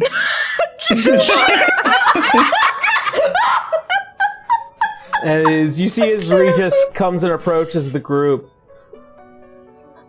Much apologies to all of you in the massive hole that's kind of blocking the way a bit. I don't think you'll be You making your way saved to our the butts. pass. No. I know I have to take my grandson away for a little while, but I promise you I'll be bringing him back tip-top shape and well prepared. Oh, you better be, or I'll hunt you down. I like your spunk. Yeah, she's a little. You're a fun one. She's a little on the spicy side, so. If I can live, I'll be tell. back. I will hunt you down, and I mean it. See you think I again, didn't? with or without you. Briar? You can also see They're he good. looks at you and you just. I don't doubt it, little one. I don't doubt it, little lady, at all. Listen, I don't know what problems you have with your grandpa, but he's cool. I like him. Oh, I don't really have much problems with him. It's more so just that he's gonna beat the hell out of me for the next however long I'm here. Well, if that's Is that how where you you get got your stronger. scar? Seems like your What? friends know Everybody's favorite exactly. ones. What happened? Seems like your friends seem to understand the method. No, Vale asked, is that where you got your scar? Like pointing to the Oh. eye. No, I got my scar from my father. I see. Training Oh, yeah. accident. Yeah, that was the day that he stopped training you and left it up to me. Poor lad couldn't After he come to hurt me. bear it. After he hurt me, he got scared, pussied out. You see as there's kind of just this slightly mean look on Regis's face. Don't talk about your dad like that. You did the best he could Yes, for sir. you. Yes, sir. As he looks to the rest of the party, well then. That said, it looks like we need to be off. But hey, like I said, I'll bring him back bigger, better, and badder. Thumbs up. Adar is just gonna give Abel one last hug before he's gonna go. Abel bows his head, and then as he turns to walk away, he starts wrapping the ribbon around his bracer as the lacing. Oh. As you stand next to your grandpa, he kind of like wraps an arm around you. Ready, son? No, Oh, whoever is. And I didn't think it would be this fast before I had an issue. I hope so too, either. But alas, for their safety and yours, this is for the best. Yeah. Let's go. You've got disabled. And as one of his abilities, as he kind of just like lowers himself quite a bit, he grabs the back of your scruff, and as he jumps, he takes you along with him. Straight into the sky, high, and you go flying towards the southeast. I just You guys picture hear, I just picture he's crouching and then it's just like Wah! Yeah, you guys hear like a whoop, like a puppy sound. On Abel's shoulder leaves as he rockets into the sky. I cast Detect Thoughts on the last thoughts Abel has before he leaves us. Probably just like an immense guilt.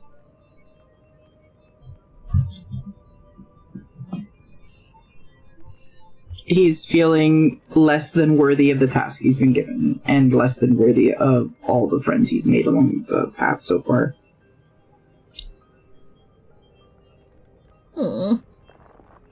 Beowulf calls skyward. We'll meet again, Abel! I'm proud of you!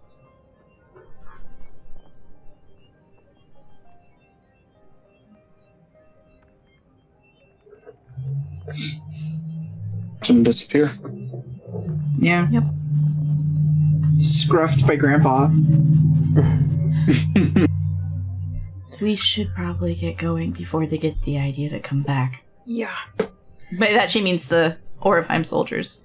Yeah. Gonna go loot the commander's body. He's not dead. Oh my god. He's not dead. He's not dead? He left. He ran away. He ran away. We are Oh, significantly underleveled compared to these dudes. That was literally that, like, this is gonna happen and we only got saved by Grandpa. You did a lot of damage, Right. but you didn't kill him. No. Yeah. Briar's just gonna quietly sulk over to the carriage. Oh yeah, no. Adara is being quiet. A go after Briar. Yeah.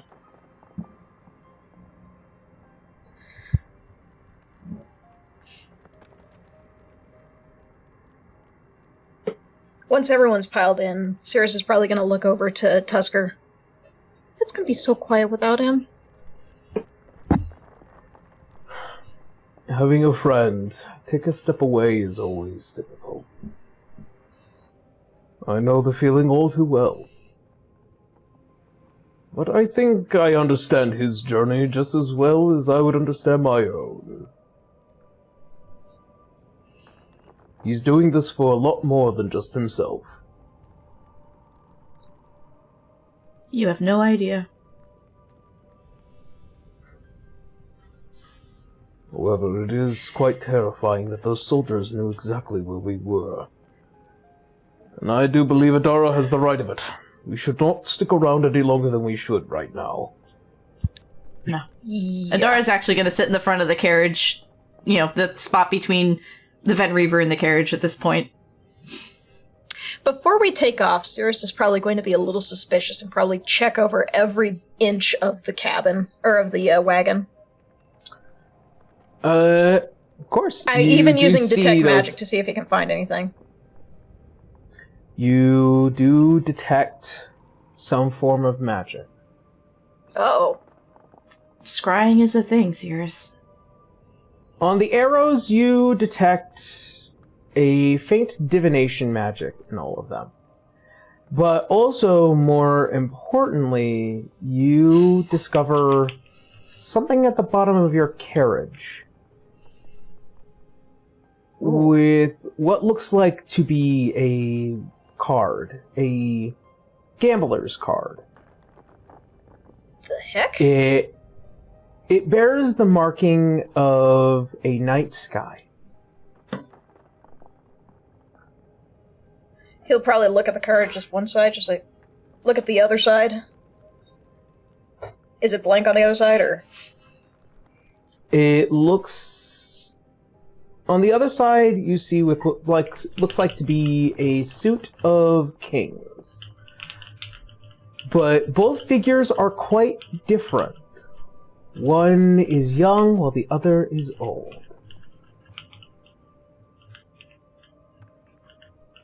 Can I detect anything else about this card? Not much else, just that it had divination magic imbued in it. Do we have anybody that can dispel that, or? I mean, you Just could throw just it away. throw the card away. Yeah. Cirrus is going to very aggressively take the card and make sure it pins into the ground so it doesn't follow them. Yep. And as such, you board, but before doing so, Vale and Briar. Vale, you kind of go after Briar after seeing her sulk.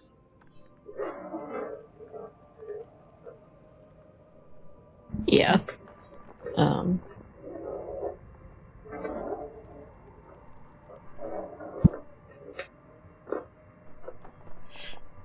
Are you going to be okay?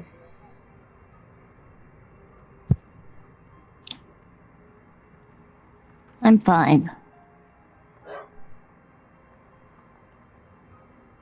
I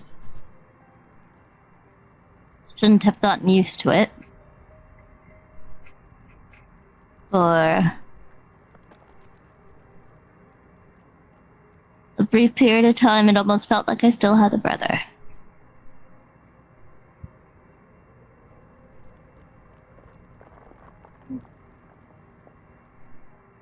You feel like he won't come back?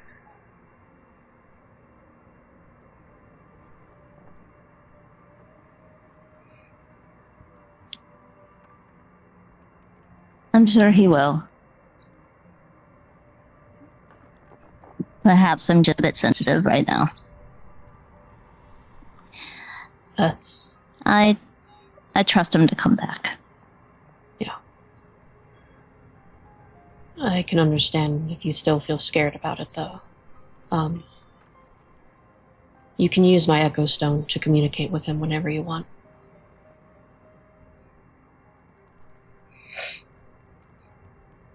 Really? Yeah, of course. Okay. Thank you. Yeah. I think that will help. She nods.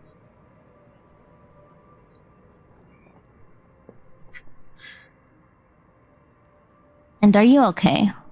You seemed perhaps a bit down recently. I was actually going to talk with you about that.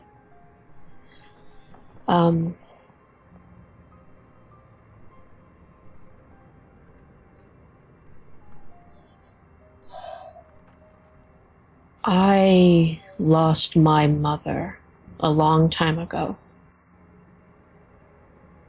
And so much has happened, I can't remember if I've actually told you about that. No, I don't think that you did. He nods. Sorry to hear that. I lost my mother as well when I was young. But just in these recent nights, I've learned that she might not actually be dead.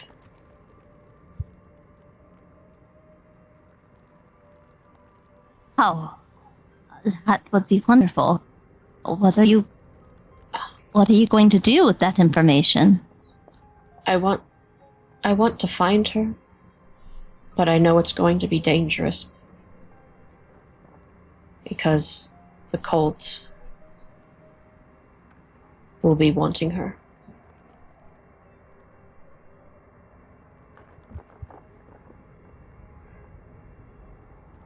So, If it is dangerous, you're not going through this alone. I know. To have all of you and a friend like you. She smiles at that. You know, a little weary, but she does smile. Mhm. It smiles too. And, well, there are other things. Like learning that Amin-Ra might have interest in me. Oh? Yeah. How did that happen? I knew that would get her attention. Now she's got a new obsession. She just scratches the back of her head. It's just like, I was talking with Zaki, and he said something that made me talk to Amin-Ra and ask him about it, and he just, well... He admitted? Basically. How refreshing. How refreshing for a man to admit things. Got you. Yes. Yes, but it's very complicated, and I'm so confused, and I don't know how to feel about this. Do you like him? I mean... I figure at this point we're probably moving in the Ben River, so don't worry. Yeah. Yeah. As they get closer, it's like, we'll talk about it later. Briar breaks out into like a huge, like excited grin, like a baby seeing candy. She's like, and that cheered her up.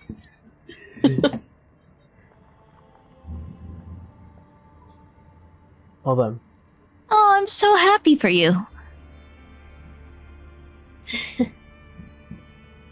As you all continue to move out, and you find yourselves making your way to the summit.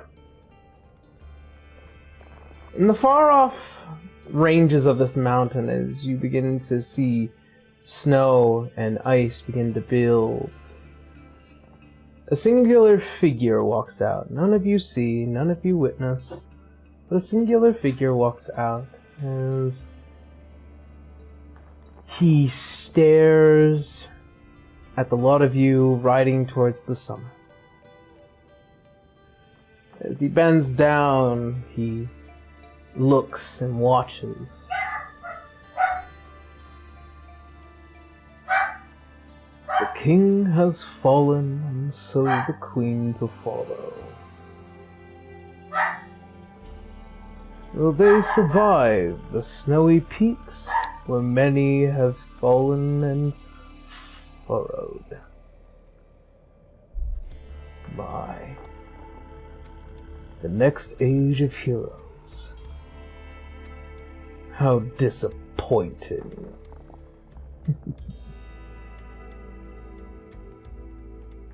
And with that, we're going to go ahead and end today's session.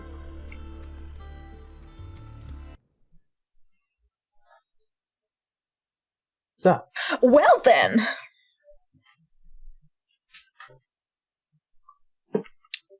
That was a lot. That was a lot. Well, yep. that was a lot. It's a It big is a lot. session. All right. Well then, that being said, before we head out, we're going to go ahead do some relatively quick announcements. But first and foremost, I want to say thank you, B. Can't wait to have you back soon. Thank you. But you know, as always, don't be a stranger. You're more than welcome to keep up with us. But Oh, we are going to be keeping up. Don't worry, I'm not allowed to be a stranger. Blue will kill me. Yep. I'm sure you'll also be having They're a going lot to of be flirting over the Echo lovely- Stones. You guys will definitely have a lot of lovely conversations with Regis as well, I'm sure, with Abel. Alright. Well then. That said, I'm gonna jump on into personal announcements, as mine are not too many. As I've mentioned before, there are a lot of planned pieces of content that will be coming out on EOE relatively soon, over on the Patreon and as well as over on YouTube. It's just that it takes a little bit of time, considering that my week has been extremely busy. I am live streaming again. Thursdays, Friday, Saturday, Monday, and Tuesday are my usual days right now.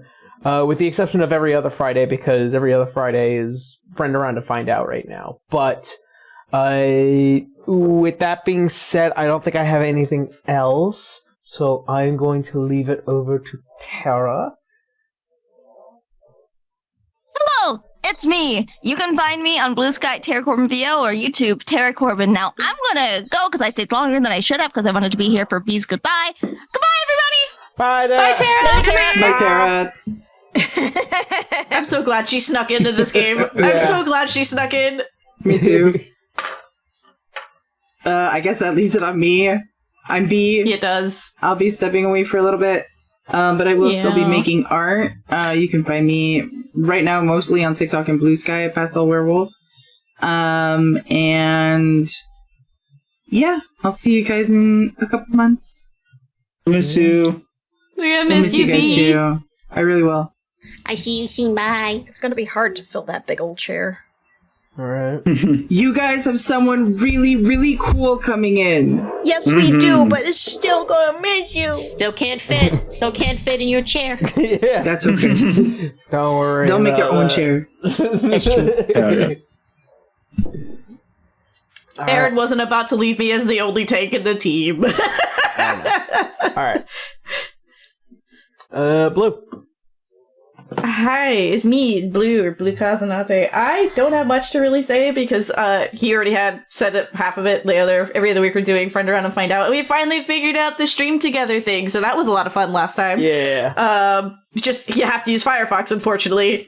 Damn it, Opera GX, catch up. Anyway, I don't really have much else to say, except you're gonna be seeing art after this comes out, because character art will be revealed afterwards, because, you know, that.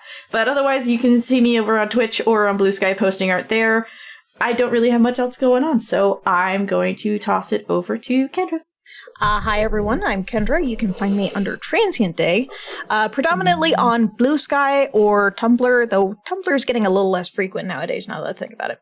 Anyway, most of what I'm working on is finishing up.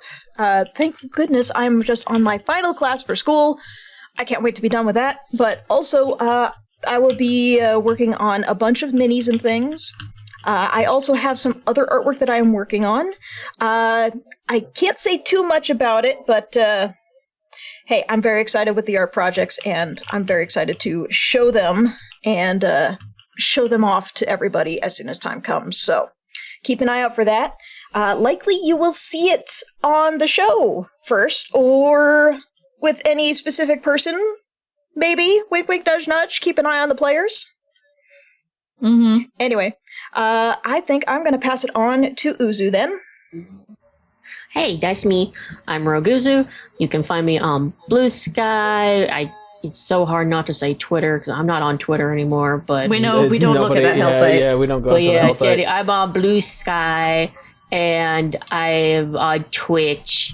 I'm streaming more of my art, and I'm also on Patreon, where you could get a cheaper monthly thing for commissions if you want. Yeah, I do art. Pay me. I'll draw anything. Maybe. Anyway, Rymac. Hi, I'm Rymac. You can find me around the internet as Rymac or Rymac the Kobold. Yeah, I'm drawing. I do lots of art character stuff. And yeah, I don't got much going on at the moment. Just doing what I do. Back to you, Yarrow. Back to me. All right. Well, then, that being said, nothing else pressing? Please like, subscribe, promote this with that little hype button there on YouTube Mobile. I don't know why it's strictly on YouTube Mobile, but it is. But hey, if you're seeing it there, giving us that hype will boost us up on the leaderboard. We don't expect to get number one, but hey, if you bump us up, maybe we'll get a few more audience members and y'all can chat to each other in the comments. So, share with your friends, share with your enemies. And stick around because I think, is it next episode or a couple episodes from now, we'll be doing a giveaway of the A5E book? I think it might be the next episode. We will see. All right, We'll we're see. going to figure that out, but we'll let you know at the start of the episode where we're going to be doing the giveaway. So, Yeah. All right. Well then, that being said, thank you all so much for watching. Thank you for hanging out with us. We hope you stay safe out there. We love you, and as always, see you next Sunday. Bye, everyone. Bye-bye. goodbye. Bye. Bye.